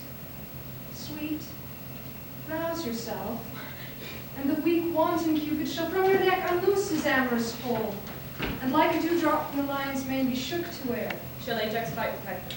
Aye, and perhaps receive much honor by him. See, my reputation is at stake. My fame is shrewdly gored. Oh, then beware! Those wounds heal ill that men forgive themselves. Omission to do what is necessary seals a commission to a blank of danger, and danger, like an ague, subtly taints, even then when we sit idly in the sun. Go call Thersites hither. Sweet Patroclus. I'll send the fool to Ajax, and desire him to invite the Trojan lords after the combat to see us here, unarmed. Have a woman's longing, an appetite that I am sick withal, to see great Hector in his weeds of peace, to talk with him, and to behold his visage even to my full of view. A labor saved. I wonder What? Ajax goes up and down the field asking for himself. How so? He must fight singly with Hector tomorrow, and is so prophetically proud of a heroical cudgeling that he raves and sends nothing. How can that be? Stalk him down like a peacock.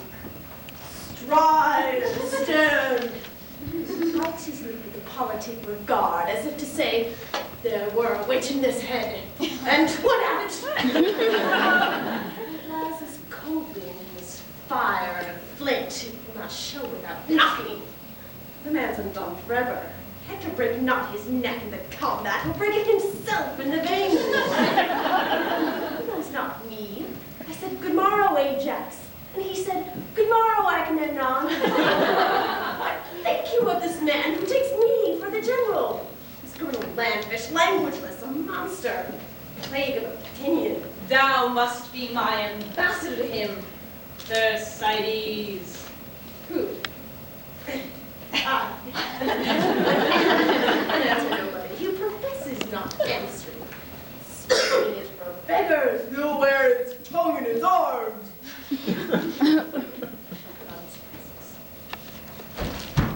Patroclus may command him. You shall see the pageant of Ajax. To him, Patroclus.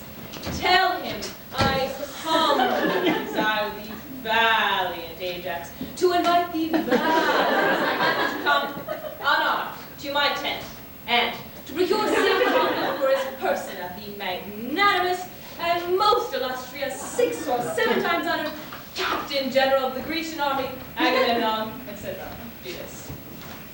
Jove bless the great Ajax! I come to the great Achilles. Something decides you to invite Hector to his tent, Yes. and to procure safe conduct from Agamemnon. Agamemnon. Aye, my lord, what say you to it? God by you with all my heart. Your answer, sir. By 11 of the clock it will go one way or another.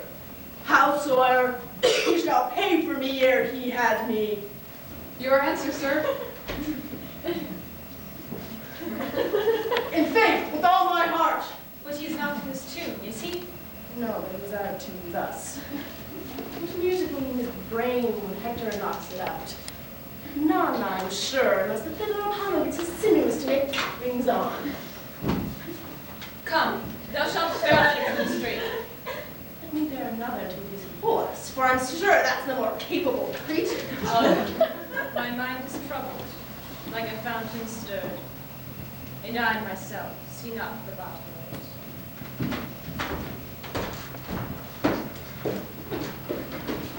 it. Would that the fountain of his mind were clearing, and I might water an ass to it. I would rather be a tick and a sheep than such a valiant ignorance.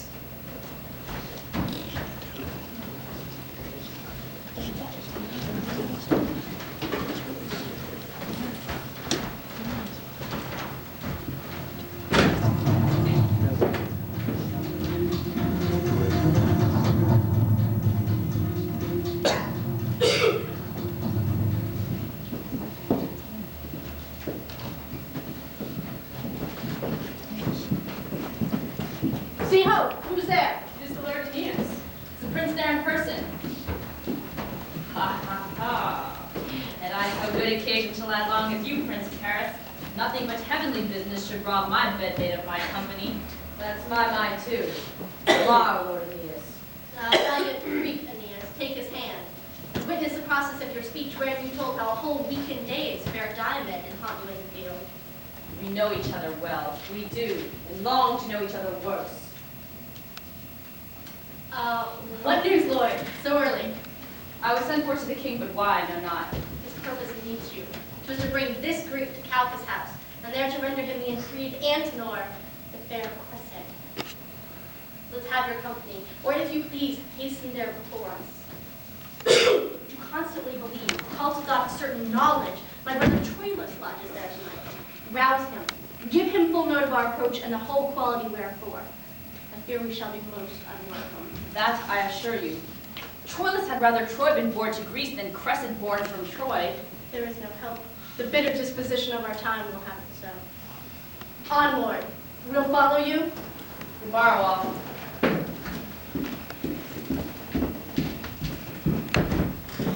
Tell me, noble Diomed, nay, tell me true, even in the soul of sound and good fellowship, who in thy thoughts deserves fair Helen best, myself or Menelaus? Both alike. He merits well to have her that doth seek her, not making any scruple of her soiling with such a hell of pain and world of charge. And you would rather keep her than defend her, not palating the taste of her dishonor, with such a costly loss of wealth and friends. He, like a puling cuckold, will drink up the lees and dregs of a flat-tamed peace. You, like a lecher out of whorish loins, are pleased to breed out your inheritors. Both merits poise, each weighs nor less, nor more. But he as thee, each heavier for a whore. You are too bitter to your countrywoman. She's bitter to her country. Hear me, Paris. For every false drop in her body veins, a Grecian's life hath sunk. For every ounce of her contaminated carrion weight, a Trojan hath been slain. But since you could speak, she hath not given so many good words breath, as for her Greeks and Trojans suffered death. Fair Diomed, you do as chapmen do, dispraise the thing you desire to buy. But we in silence hold this virtue well, will not commend, that not intend to sell. Here lies our way.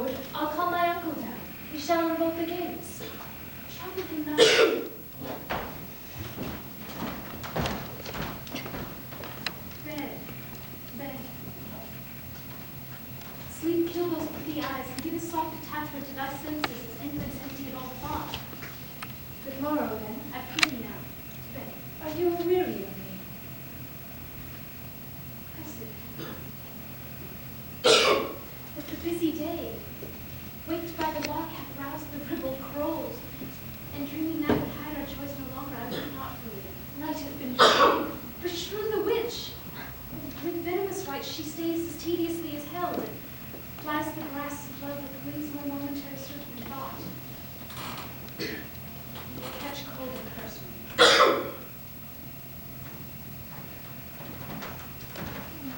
Prithee, tarry. Your men will never tarry. Oh, foolish Cressida, I might have still held off, and then you would have tarried. Hark, here's one up. What's all the doors open here? That's John's on. He be mocking. I shall pass it to the light. How now? How go, maidenheads? Here, you, maid. Where's my cousin Cressida? Go hang yourself, you naughty mocking uncle. You give me to do, and then you flout me too. To do what? To do what? Let her say what? What have I brought you here to do? Come, come, be true your heart. You'll never be good nor suffer others. Alas, poor wretch, poor Capocia. Has it not slept tonight? Would he not, naughty man, let it sleep? Do not let her sleep. But it were knocked in the head. There's one at door, but uncle, go and see. My lord, come you again into my chamber. You smile and mock me, as if I meant naughtily. Come, come, you are deceived, I mean no such thing. How earnestly they not. My lord, come you, and I would not perhaps Troilus. Tomorrow, Lord, tomorrow. My lord Aeneas, by my troth, I knew you not. What news with you so early? Is not Prince Troilus here? Here? What should he do here?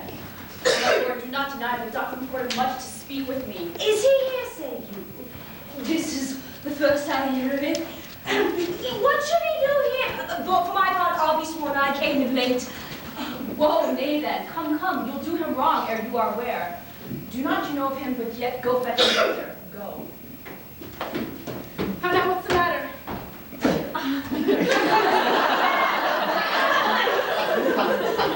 My lord, I scarce have leisure to salute you, my matter is so rash. There is at hand perish your brother Antiochus, the Grecian Diomed, and our Antenor delivered to us. And for him forthwith, ere the first sacrifice.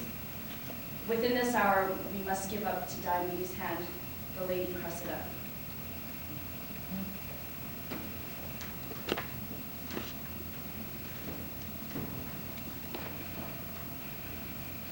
Is it so concluded? Aye, my prime and the general state of Troy, they are at hand and ready to effect it.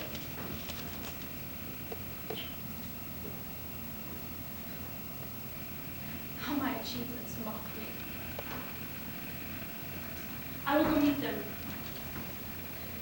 Aeneas, you did not see me here. We have met by chance. Good, good, my lord. The secrets of nature have not more gift than testimony. Is it possible? No sooner got but lost.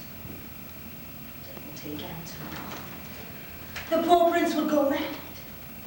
A plague upon Antenor, I would they broke his neck. How now? What's the matter? Oh, Who is here? Why sigh you so profoundly? Where's my lord? Gone. Good uncle, tell me what's the matter. would I were as deep under the earth as I am above. From the immortal gods. What's the matter? Pray you get you in! Wouldst thou I may have been born? I knew thou must be his death. Oh, gentlemen. A plague upon Antenor! Good uncle, I beseech you. On my knees I beseech you. What's the matter? Thou must be gone, wench. Thou must be gone. Thou art changed for Antenor. Thou must to thy father and be gone from Troilus. To be his death, to be his pain, he cannot bear it.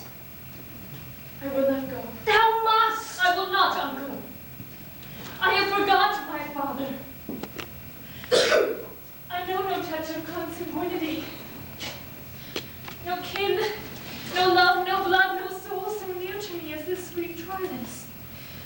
Oh, you gods divine, make Cressida's name the very crown of falsehood if ever she leave Troilus.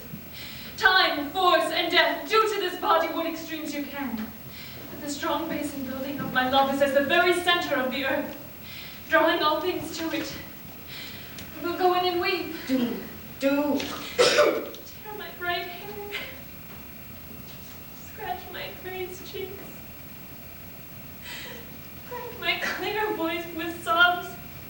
Break my heart to resounding Troilus. I will not go from Troy. Be moderate, be moderate. Why tell you me of moderation? The grief is fine, full, perfect that I taste, and violent than as strong as that which causeth it. My love will admit no qualifying dross. No more my grief, it's such a precious loss. Here it comes. Sweet.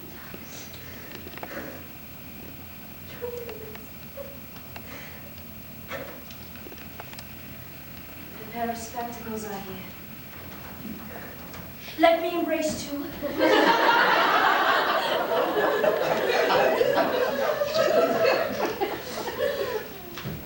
The heart is as the saying goes. O heart, heavy heart, why sighest thou without breaking? There he answers again. Because thou canst not ease thy smart, by thought nor by speaking. There never was a truer rhyme. Let us cast away nothing, for we may live to meet. We see it. We see it. How now, lambs? Cressida, I love thee with so strange a purity. The blessed gods, angry with my fancy, more bright in zeal than devotion which cold lips blow to their deities, take thee from me. Of the gods' envy, Aye, 'tis too plain a case. but I must go from Troy. A hateful truth. What? From Troilus too. From Troy and Troilus. Is it possible? And suddenly, we two that with so many thousand sighs did buy one another, must poorly sell ourselves with the rude privity and discharge of one. Injurious time with a robber's haste crams his rich thievery up. He knows not how. As many farewells be stars in heaven, and with distinct breath and consigned kisses to them, he fumbles into a lucid view. It scants us with a single famished kiss, distasted with the salt of broken teeth. My lord, is the lady ready? Hark your call. She shall come anon. Where are my tears? Rain to lay this window, my heart will be blown up by the root. I must tend to the Grecians. No remedy. A woeful crescent amongst the merry Greeks. When shall we see again? Hear what I say, my love. Be thou but true of heart. How now? What wicked dream is this? We must use expostulation kindly for his parting from us. I speak not be thou true as in fearing thee. For I throw my glove at death itself if there's no maculation in thy heart. Be thou true, say I to fashion my secret protestation. Be thou true, and I will see thee. You shall be exposed, my lord. The danger's as infinite as imminent. But I'll be true, and I'll befriend with danger. Let us sleep. Enjoy this glove. When shall we see again? I'll corrupt the Grecian sentinels to give thee nightly visitation. But yet be true. Oh heavens, be true again. Your eyes speak it, love. The Grecian youth are full of quality. They're loving, well composed, with gift of nature flowing, and swelling o'er with arts and exercise. How novelty may move in parts of person, alas, a kind of godly jealousy, which I beseech you call a virtuous sin, makes me afeard. Heavens, you love me not. Die I a villain then. In saying this, I do not call your faith into question so mainly as my merit. I cannot sing, nor heal the high revolt, nor sweeten talk, nor play its subtle games. Fair virtues all, at which the Greeks are most prompt and pregnant. But in each grace of these lurks a still and dumb discourse of devil which tempts most cunningly. But be not tempted. Do you think I live?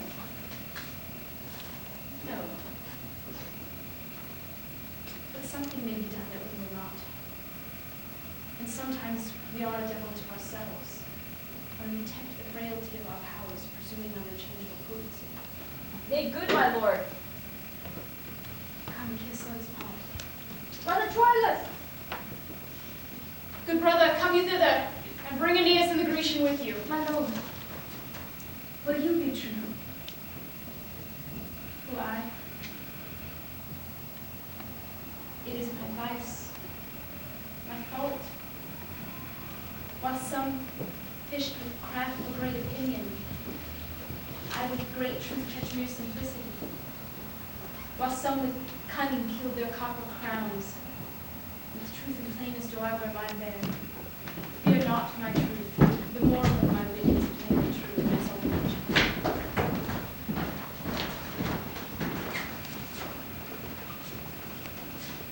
Welcome, Sir Diomed. Here is the lady which for Antenor we deliver you. At the port, Lord, I'll give her to thy hand, and by the way possess thee what she is. Entreat her fair, and by my soul, fair Greek, if ever thou stand at the mercy of my sword, name Cressida, and thy life shall be as safe as Priam is in Ilium. Fair lady Cressida, so please you crave the thanks this prince expects. The luster in your eye, heaven in your cheek pleads your fair usage, and to Diomed you shall be mistress and command him wholly. Grecian, thou dost not use me courteously to shame the zeal of my petition to thee in praising her. I tell thee, Lord of Greece, she is as far high-soaring o'er thy praises as thou unworthy to call her servant. I charge thee, use her well, even for my charge. For if thou dost not, by the dreadful Pluto, though the great bulk Achilles be thy god, I'll cut thy throat. Oh, be not moved, Prince Troilus. Let me be privileged by my place and message to be a speaker free. When I'm hence, I'll answer to my lust. And know you, Lord, I'll nothing do on charge.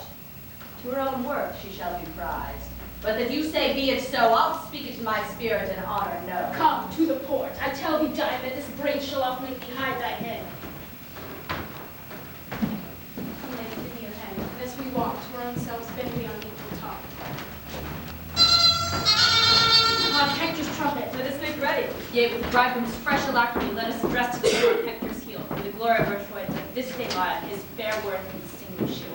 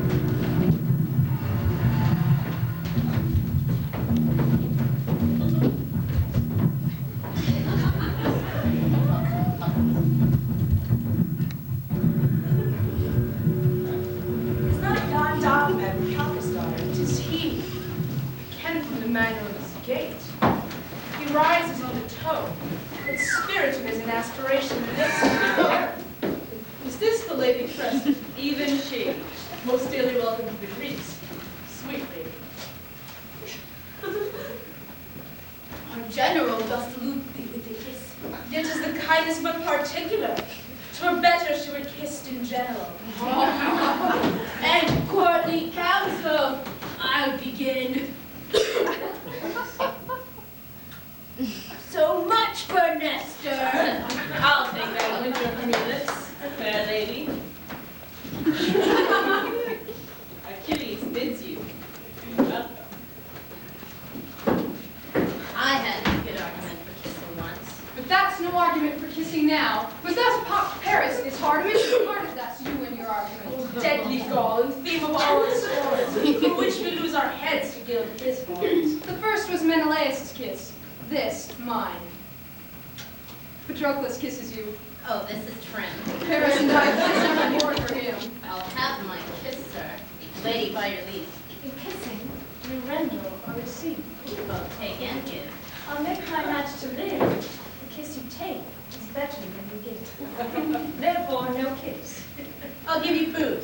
I'll give you 3 for 1. You are an odd man. Give even or give none. An odd man, lady. Every man is odd. No, Paris is not. But you know 'tis true that you are odd and he is even with you. Give a head. No, I'll swear. 'Twere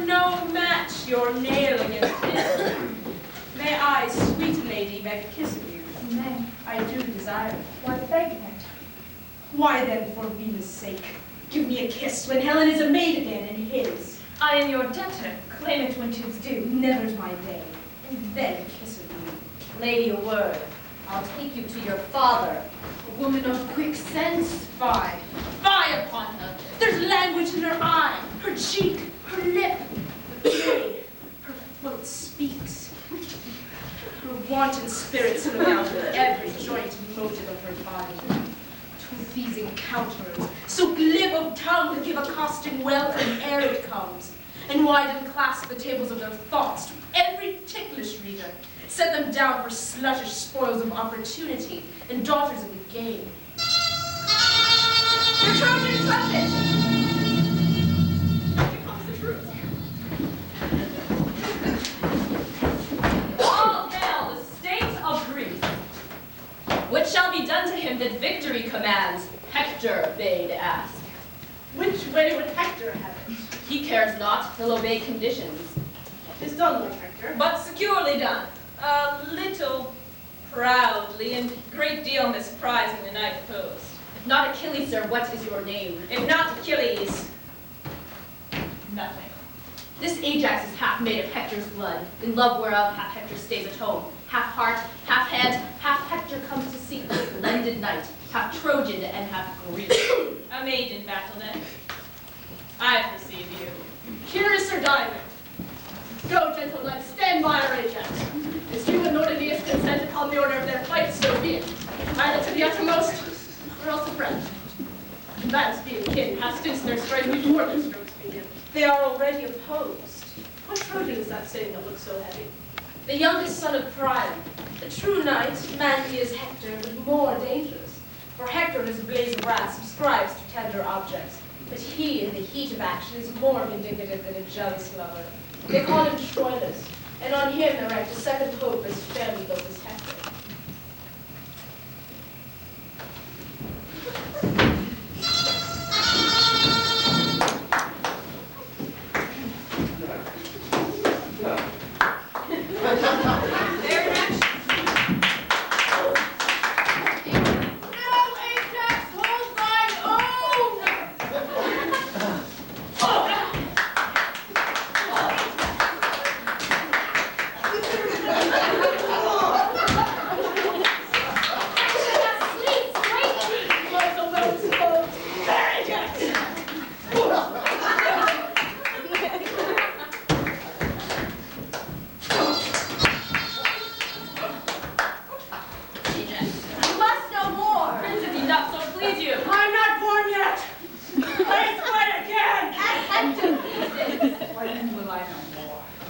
Thou art my father's sister's son, a cousin german to great Priam, see. The obligation of our blood forbids a gory emulation twixt us twain. Would thy commixture Greek and Trojan so that thou couldst say, this hand is Grecian all, and this all Trojan. The sinews of this all Greek, and this all Troy. My mother's blood runs in the dexter cheek, and the sinister bounds in my father's. By Jove, multipotent, thou shouldst not bear from me a Greekish member wherein my sword had not an impressure made of this rank feud. The just gods gainsay that any drop of blood thou barst from thy mother, my sacred aunt, should by my mortal sword be drained. Let me embrace thee, Ajax. By him that thunders thou hast lusty arms, Hector would have to fall upon him thus. Cousin, all honor to you. I thank thee, Hector. Thou art too gentle and too free a man. I came to kill thee, cousin, and bear hence a great addition earned in thy death. There is expectancy on both the sides what further you will do. The issue is embracement. Ajax. Farewell.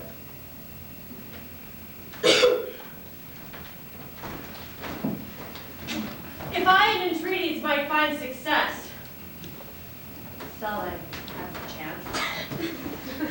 I would desire my famous cousin to our Grecian tent. 'Tis Agamemnon's wish, and great Achilles doth long to see unarmed the valiant Hector. Aeneas, signify this loving interview to be expected to our Trojan part. Desire them all. Cousin, give me your hand. I will eat with you and see your knights. Great! Agamemnon comes to meet us here. Telling them all, name by name, save for Achilles, for with mine own eyes I shall find him by his large and portly size. Worthy all arms, from heart to very heart, great your welcome. And thank thee, most imperious Agamemnon. My well-famed Lord of Troy knoweth to you. Let me confirm my princely brother's greeting. You brace of warlike brothers, welcome hither. Who must we answer? The noble Menelaus. You, my lord. By Mars is gone, but thanks. Your quondam wife swears still by Venus' glove. She's well, but bade me not commend her to you. Name her not now, sir. She's a deadly fiend. Pardon, I repent. I have, thou gallant Trojan, seen thee oft, toiling for thy destiny, make cruel way through ranks of Greekish youth. I have seen thee, as hot as Perseus, spur thy Phrygian steed, despising many forfeits and subduements. Thou hast hung thy bent sword in the air, not letting it decline on the declined. And I have said to some my standard by, though Jupiter is yonder dealing life, I knew thy grandsire, and fought with him once. He was a soldier good, but by great Mars, the captain of us all, never like thee. Oh, let an old man embrace thee, worthy warrior, welcome to our tents. The noble Menelaus. Oh, 'tis the old Nestor. I embrace the good old chronicle. Thou hast walked so long hand in hand with time. Nestor, I am glad to clasp you. Would my arm could match thee in contention, as it contends with thee in courtesy. I would they could. Huh? By this white beard I'd fight with thee tomorrow. Welcome, welcome. I have seen the time. I wonder now how yonder city stands when we have here her face and pillar by us. I know your favor well, Ulysses. Ah, sir, there's many a Greek and Trojan dead since last I saw you in Diamond at Ilion on your Greekish embassy. Sir, I foretold you then what would ensue. My prophecy is but half the journey yet. For yonder walls that partly front your town, yon towers whose wanton tops do bust the clouds, must kiss their own feet. I must not needs believe you. And yet I think the fall of every Phrygian stone will cost a drop of Grecian blood. The end crowns all, and that old common arbitrage of time will one day end it. So to him we leave it. Most gentle and most valiant Hector, welcome.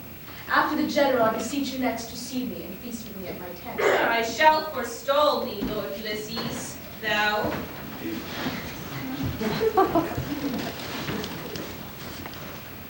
Now, Hector, I have fed mine eyes on thee. I have with exact view perused thee, Hector, and quoted joint by joint. Is this Achilles? I am Achilles. Stand fair, let me look on thee.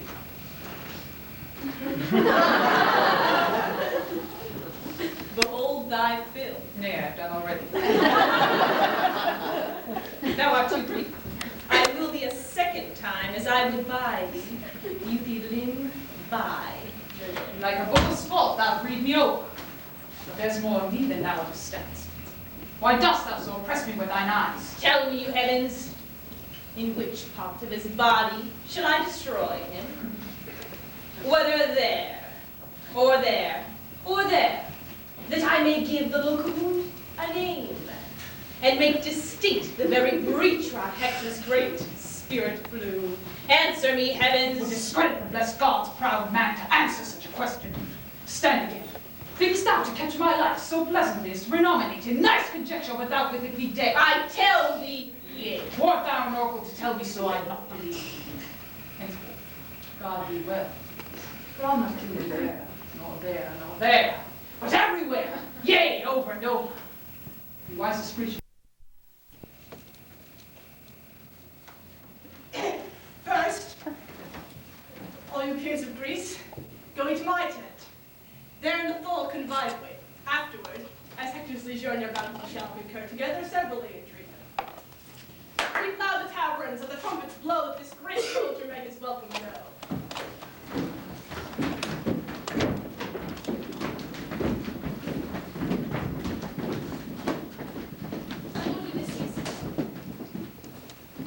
Tell me, I beseech you, at what part of the field doth Calchas keep?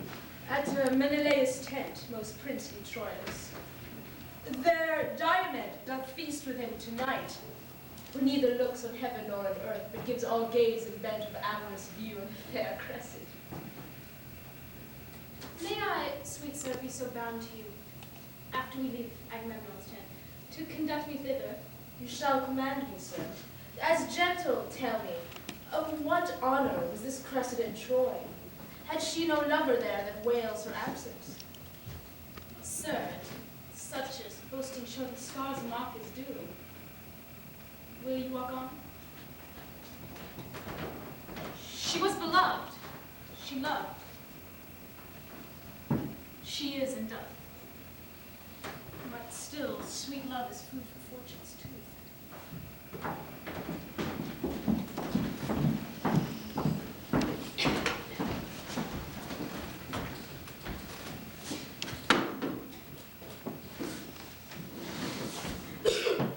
I'll heat his blood with Greekish wine tonight, which, with my scimitar, I'll cool tomorrow.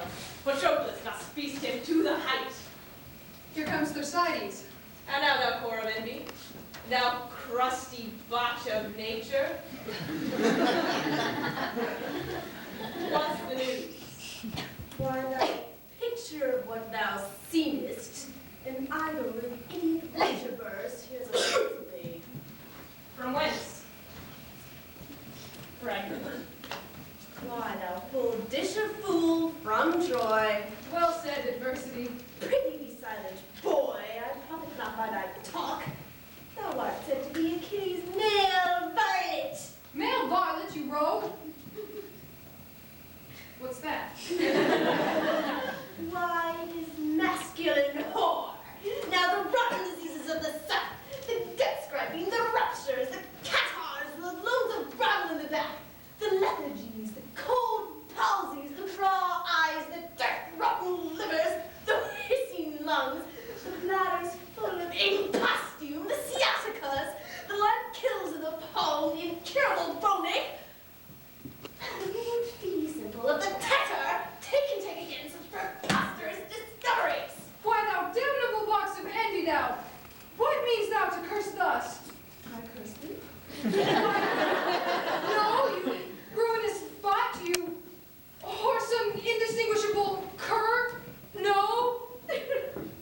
Why art thou then exasperated, thou idle and imperial? Oh, herring without a roe, I would not care.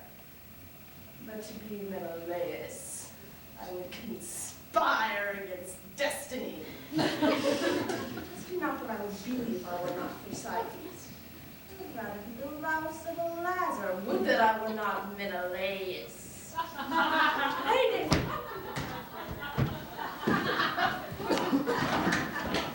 You go wrong. You go wrong. No, yonder tis. There, we see the light. I trouble you. Not a bit. Here comes himself to guide you.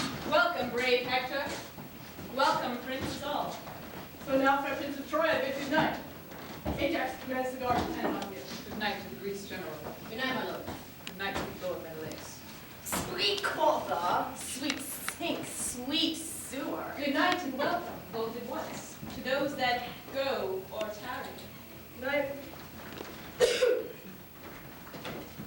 Old Nestor tarries, and you too, Diabed. Keep Hector company an hour or two. I can't, my lord. I have important business, the tide whereof is now. Good night, great Hector. Give me your hand. He goes to Calchas' tent. I'll keep you. Sweet sir, you honor me. And so, good night. Come, come, enter my tent.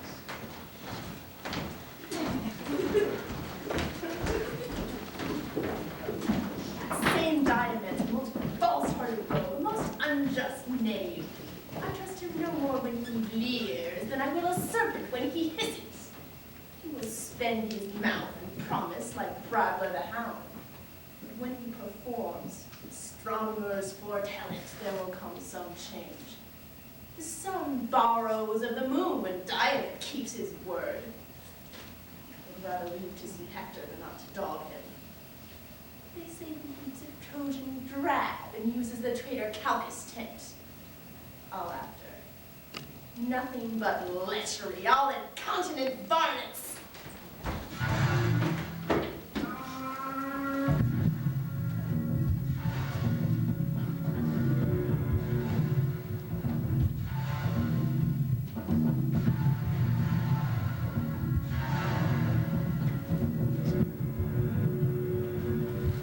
What? Are you up here? Ho! Speak! Who called? Diomed. Calchas, I think. Where's your daughter? She comes to you.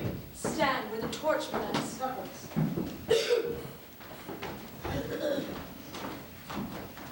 transported him. How now, my charge? Now, my sweet guardian, hark a word in your ear. Yea, so familiar. She will sing any man at first sight. And any man may sing her if he can take her and clap. She's noted. Will you remember? Remember?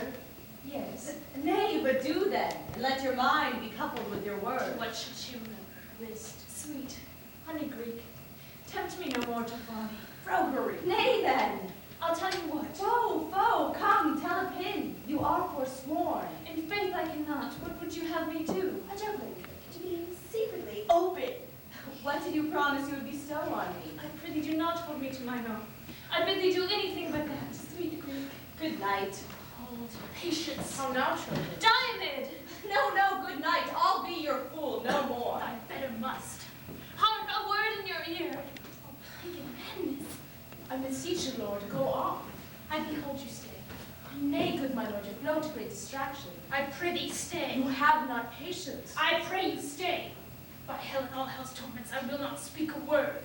So good night. Nay, but you pardon anger. Don't that grieve thee? Oh, with the truth. How now, my lord? By Jove, I will be patient. Guardian, why Greek? Foe, adieu, you palter. In faith I do not. Come hither once again.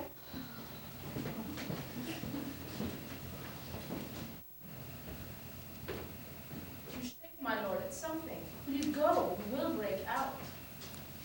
Strokes his cheek. Come. Stay. By Jove, I will not speak a word. There is between my will and all offenses a guard of patience. Stay a little while. Oh, the devil lechery with his fat rump and potato finger. Tickle these two together. Fry, lechery, fry. In faith I will. Ah, never trust me else. Give me some token for the surety of it. I'll fetch you one. You have sworn patience. Fear me not, my lord. I will not leave myself nor have cognition of what I feel. I am all patience. Now the pledge. Now.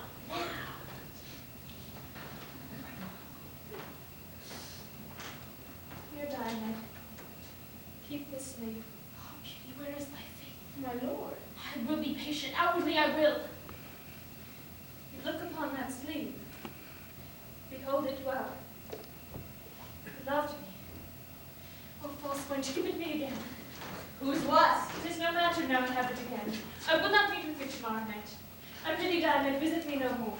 Now she sharpens. Well said, Whetstone. I shall have it. This? Aye, that. Oh, all your gods. Oh, pretty, pretty pledge. Thy master now lies thinking in his bed. Of thee, and me, and sighs and takes my glove, and gives memorial dainty kisses to it as I kiss thee. Nay, do not snatch it from me. He that takes that shall take my heart withal. I had your heart before. This follows it. I did swear patience. You shall not have it, Diomed. Faith, you shall not. I'll give you something else. I shall have this. Whose what? It is no matter. Come, tell me whose it was. 'Twas one that loved me better than you will. But now you have it. Take it. Whose was? By all Diana's waiting woman yond, and by herself. I will not tell you. Tomorrow shall I wear it on my helm, and grieve his spirit that dares not challenge it. Wast thou the devil, and warst it on thy horn it should be challenged? Well, well. 'Tis done. 'Tis past.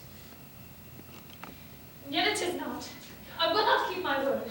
Why then farewell. Thou never shalt mock Diomed again. You shall not go. One cannot speak a word, but it straight starts you. I do not like this fooling. Nor I, my Pluto, but that delights not you pleases me best. What? Shall I come? The hour. I come. Joe, do come. It shall be played. Farewell till then. Night. I prithee come. Troilus, farewell. One eye yet looks on thee, but with my heart the other doth see.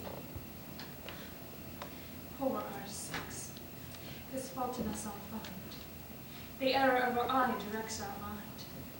Whatever leads must err. Will then conclude. Minds swayed by eyes are full turpitude. Proof of strength she could not publish more, unless she said, my mind is now turned o'er. All's done, my lord.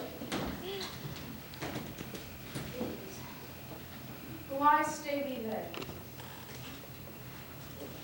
To make a revelation to my soul of every syllable that he spoke. But if I did tell how these two did co-act, would I not publish a lie and telling the truth? Since there is yet a credence in my heart, an esperance so obstinately strong, that it attests me a test of eyes and ears, as though those organs had deceptious functions created only to collude. Is Cressida here? I cannot conjure Trojan. She was not sure. Most sure she was. My negation hath no taste of madness. Nor mine, my lord. Cressida was here but now. Let it not be believed for womanhood. Think. We have mothers. Do not give advantage to stubborn critics, apt, without a theme to square the general sex, but by Cressida. Rather think this is not Cressida. What hath she done, Prince, that would soil our mothers? Nothing at all. Unless that this was she. He slurred himself out on his own eyes. This she. No, this is Diamond's Cressida. If beauty have a soul, this is not she. If souls guide vows, if vows be sanctimonies, if sanctimony be the god's delight, if there be rule in unity itself, this is not she. Madness of discourse, that cause sets up with and against itself. Bifold authority, where reason can revolt without perdition, and loss assume all reason without revolt. This is and is not Cressida. Within my soul there doth conduce a fight of this strange nature, that a thing inseparate divides more wider than sky and earth. And yet the spacious breadth of this division admits no point for a point as subtle as Ariadne's broken woof to enter. Instance! Oh, instance! Strong as Pluto's gates, Cressida is mine, tied with the bonds of heaven. Instance! Oh, instance! Strong as heaven itself, the bonds of heaven are slipped, dissolved, loosed, with another knot 5-fingered tied, the fractions of her faith, the orts of her love, the fragments, the scraps, the bits greasy relics of her or-eaten faith given to Diomed. May the worthy Troilus be as half attached with that which here is passion doth express. I agree. And that shall be divulged in characters as red as Mars' heart inflamed with Venus. Never did a young man fancy he was so eternal and fixed a soul. How Greek. As much as I do Cressida, so by weight hate I her Diomed. That sleeve is mine he'll wear on his helm tomorrow, where the cast composed by Vulcan's skill my sword should bite it. Not the dreadful spout by which the shipmen do the hurricane call, constrained in mass by the almighty sun, shall dizzy with more clamor Neptune's ear in his descent than shall my prompted sword falling on Diomed. He'll pickle it for his concubine. Oh, Cressida. False, Cressida. False. False. False. Let all untruths stand by thy stained name, and they'll seem glorious. Oh, contain yourself. Your passion draws ear. My lord, I have been seeking you this hour. Hector by this is arming him in Troy. Ajax your guard stays to conduct you home. Have with you, Prince. My courteous lord and you. Farewell, revolted fair. And Diomed, stand fast and wear a castle on thy head. I lead you to the gates. Accept distracted thanks. Who did I eat that rogue Diomed? Rogue like a raven. I would bold, I would bold. Lechery. Still wars and lechery. Nothing else holds fashion. Burning devil, take them.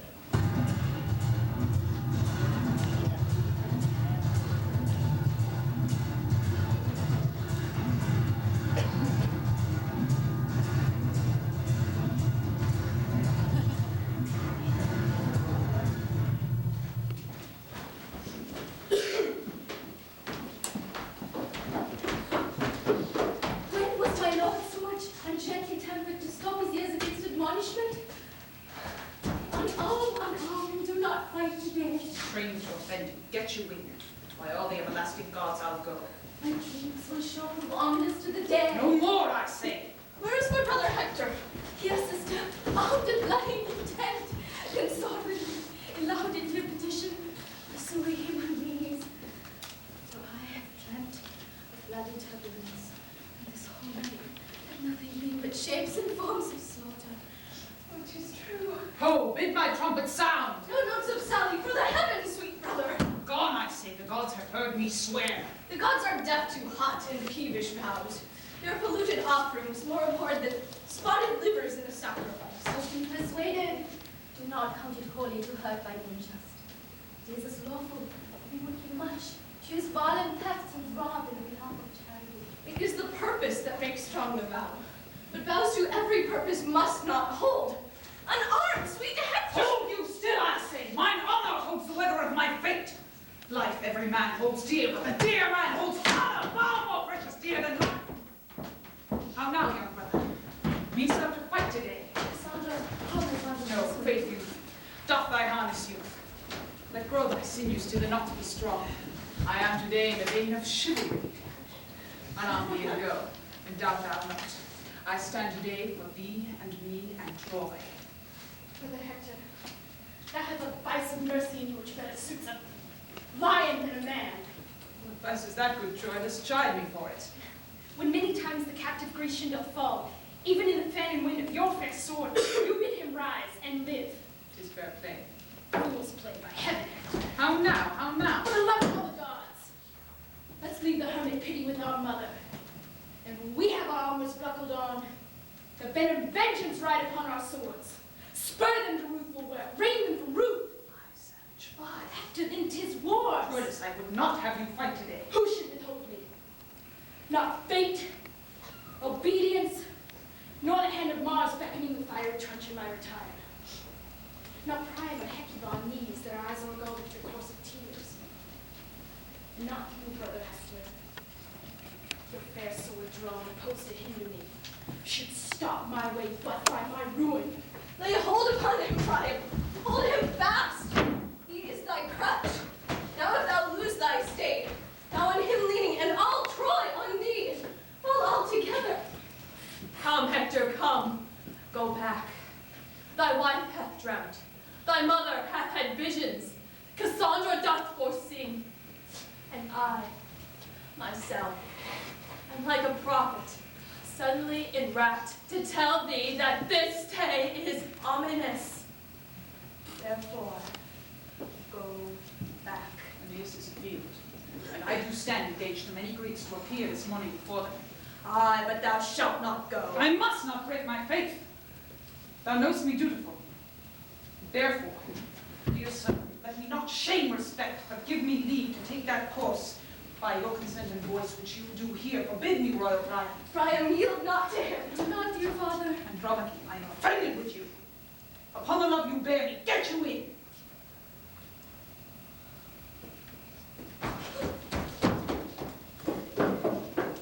This foolish, dreamy, superstitious girl brings these bodements. Farewell, dear. Look how thou diest.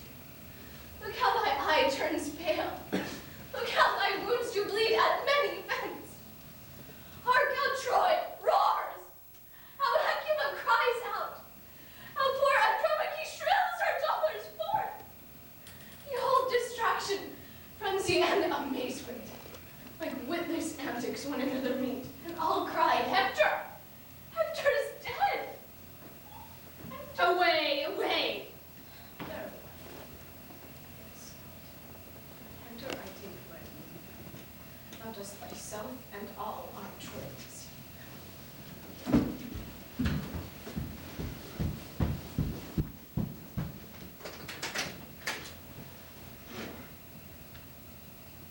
You are amazed, my liege, at her exclaim.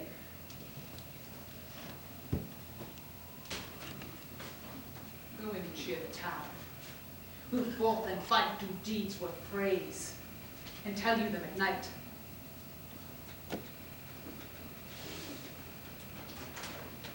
Farewell. May the gods with safety stand about thee.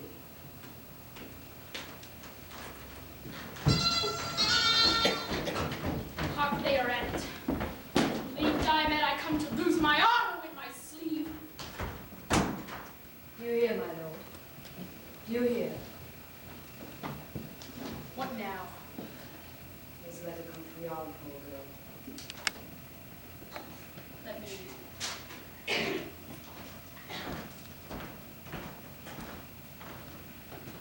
A horse son Tisic. A horse son rascally Tisic, so troubles me. The foolish fortune of this girl. And what one thing, and yet another. She should leave me like this. And I have opened mine eyes too. With such an ache in my bones that unless the man were cursed, I cannot choose what to think of it. It says she dead. Words. Words. Mere words. no battle from the heart. Go wind to wind. Their turn and change together. My love with words and errors still she feeds. Edifies another with her deeds.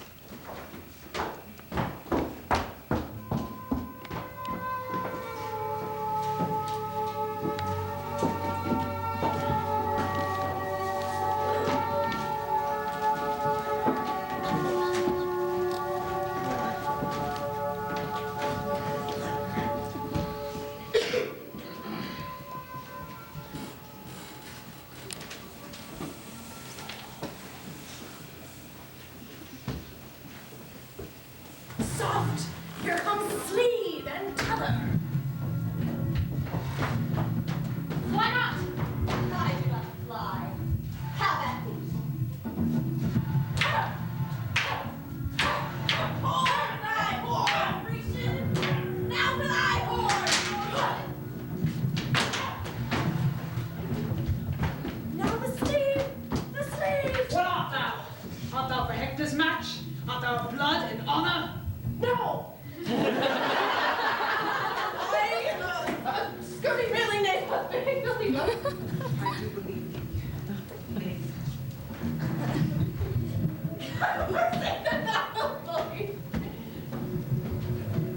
A plague break thy neck for writing me thus. What has become of the two wrenching rogues? I think they have eaten one another. I would laugh at such a miracle, but in the sort lechery eats itself. I'll see them. Go, my servant. Take thou Troilus' horse. Deliver the fair steed to my lady Cressida. Commend my service to her beauty. Tell her I have chastised the amorous Trojan, and am her knight by proof. I go, my lord. Renew! Haste be thine, and reinforce for imperishable! Go bear Patroclus' body to Achilles. Let the snail-paced Ajax arm for shame. 1,000 peasants in the field. Oh, courage! Courage, princes! The great Achilles is arming, weeping, cursing, routing in the field. Patroclus' wounds have aroused his drowsy blood. Together with the mangled myrmidons and noseless, handless ship come to him, crying on Hector. Ajax hath lost a friend, and is armed and roaring for Troilus, was done today mad and fantastic execution. Troilus! Thou coward! Troilus! Hi! There! So we draw together. Where is this Hector? Come, thou boy queller. Show thy face! Know what it is to meet Achilles angry. Hector! Where is Hector? I will none but Hector! Troilus! Troilus, show thy face! Troilus, I say! Where's Troy? What wouldst thou? I would correct him. Were I the general, thou shouldst have my office. There, that correction. Troilus, I say, what? Troilus! Thou coward Diomed. Turn thy false face, traitor, and pay me the life thou owest me for my horse. I'll fight with him alone. Stand, Diomed. He is my prize. I would not look upon. Come, you common Greeks. Haven't you both?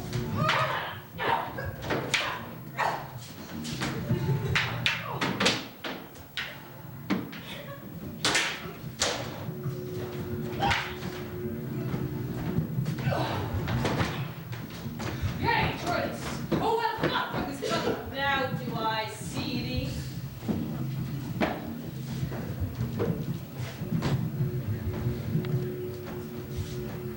Have at thee, Hector.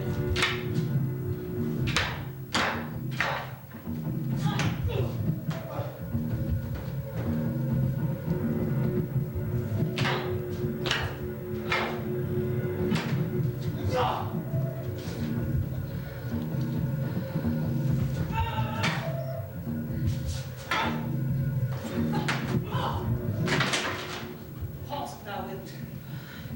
I do disdain thy courtesy, proud Trojan.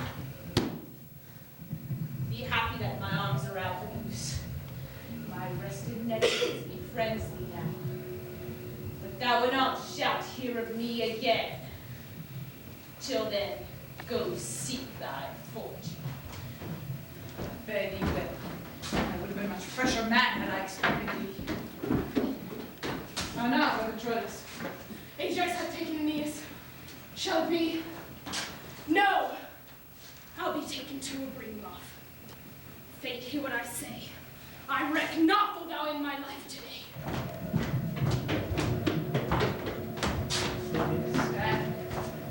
Stand thou, Greek. Thou art a goodly mark. I like thy armor well. I'll fresh it and I'll mark rivets all. But I'll be master of it. Stand these with thy mother by! Or then cry on. I'll have thee for thy hide!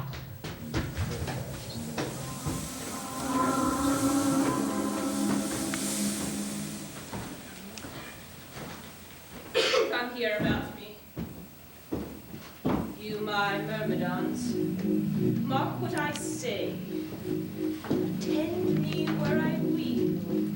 Strike not a stroke, but keep yourselves in breath. When I have the bloody Hector found, impale him with your weapons round about. In fellest manner, execute your orders. Follow me, sirs, and my proceedings I. It is decreed, Hector the Great must die.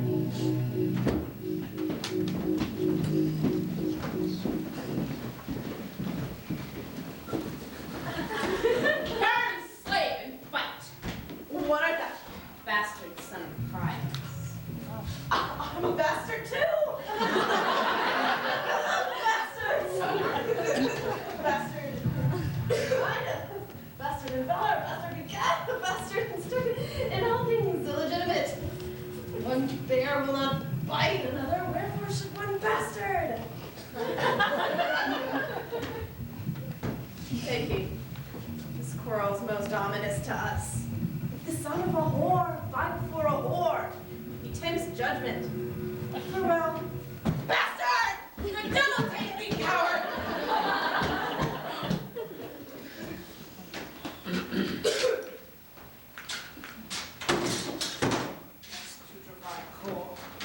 So clear that. Thy goodly armor thus hath cost thy life. Now as my days were done, I'll take my breath. Rest, soul. As I feel the blood and death. Look, Hector, how the sun begins to set. How ugly night comes breathing at his heels. Even pale and dark on the sun to close the day up. Hector's life is done. I am unarmed. Forgo this vantage Greek. Strike, fellow, strike! This is the man I seek. Ah! So, Iliad, fall down next. Come, Troy, sit down. Here lies thy heart, thy sins, and thy blood. On Myrmidons, and cry you on me. Achilles hath the mighty Hector slain. Hark, or retire upon our Grecian part. Trojan trumpets sound alike, my lord. The dragon mingled magma spreads the earth. And, stigma-like, the army separates. My half-sucked sword that frankly would have fed, pleased with this dainty bait, thus goes to bed. Come, tie his body to my horse's tail. Along the field I will the Trojan trail.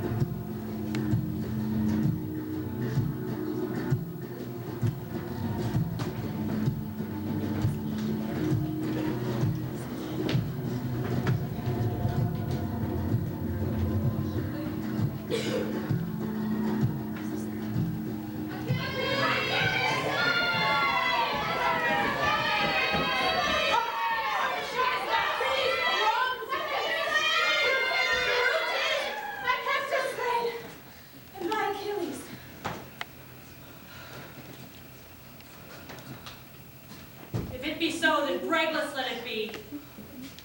Great Hector was as good a man as he. March patiently along. Let what be said to pray, Achilles, see us in our ship. In his death, the gods of us befriended. Great Troy is ours. Our sharp wars are ended.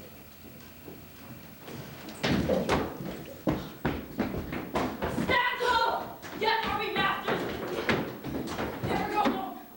Here stop we out the night. Hector's slain. God forbid. He's dead. And and at the murderous horse's tail, in beastly sort dragged throughout the shameful field. Frown on, you heavens. Perfect your rage with speed. I say, at once let your brief plagues be mercy, and linger not our sure destructions on. My lord, you do discomfort the host. You understand me not, but tell me so.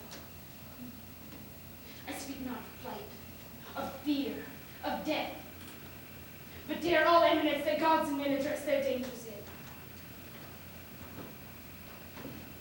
Hector is gone.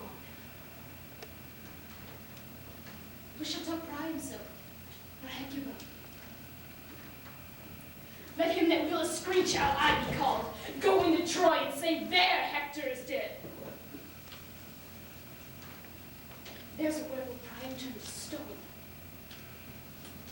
Make wells and isles out of the maids and wives. Cold statues out of the good. And in a word, scare Troy out of itself. But march away. Hector is dead. There is no more to say.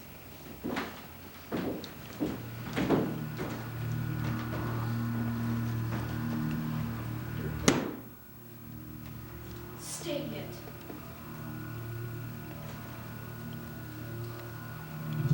Vile modern tents, thus prowling on our Phrygian plain. That Titan rise as early as he dare. I'll through and through you! And thou great-sized coward, no space of earth shall sunder our two hates. I'll hunt thee like a wicked conscience still, that moldeth goblins swift as princes blood. Strike a free march to Troy. With comfort go. Hope of revenge shall hide our inward woe. But hear you. Hear you. Hence broke alike. Infamy and shame pursue thy life, and live I with thy name. Medicine for my aching bones. Oh, world, world, world. Thus is the poor agent despised. Oh, traitors and bonds. How earnestly you are set at work, and how ill requited. Why should your endeavors be so loved, and your performance so loathed? What reason? What instance for it? Let me see. Full merrily the humblebee doth sing, till he hath lost his honey and his sting. Being once subdued in armored tail, sweet honey and sweet notes together fail. Good traders in the flesh, set this in your painted cloths. As many as be here of Pandar's hall, your eyes, half out, weep at Pandar's fall. Or if you cannot weep,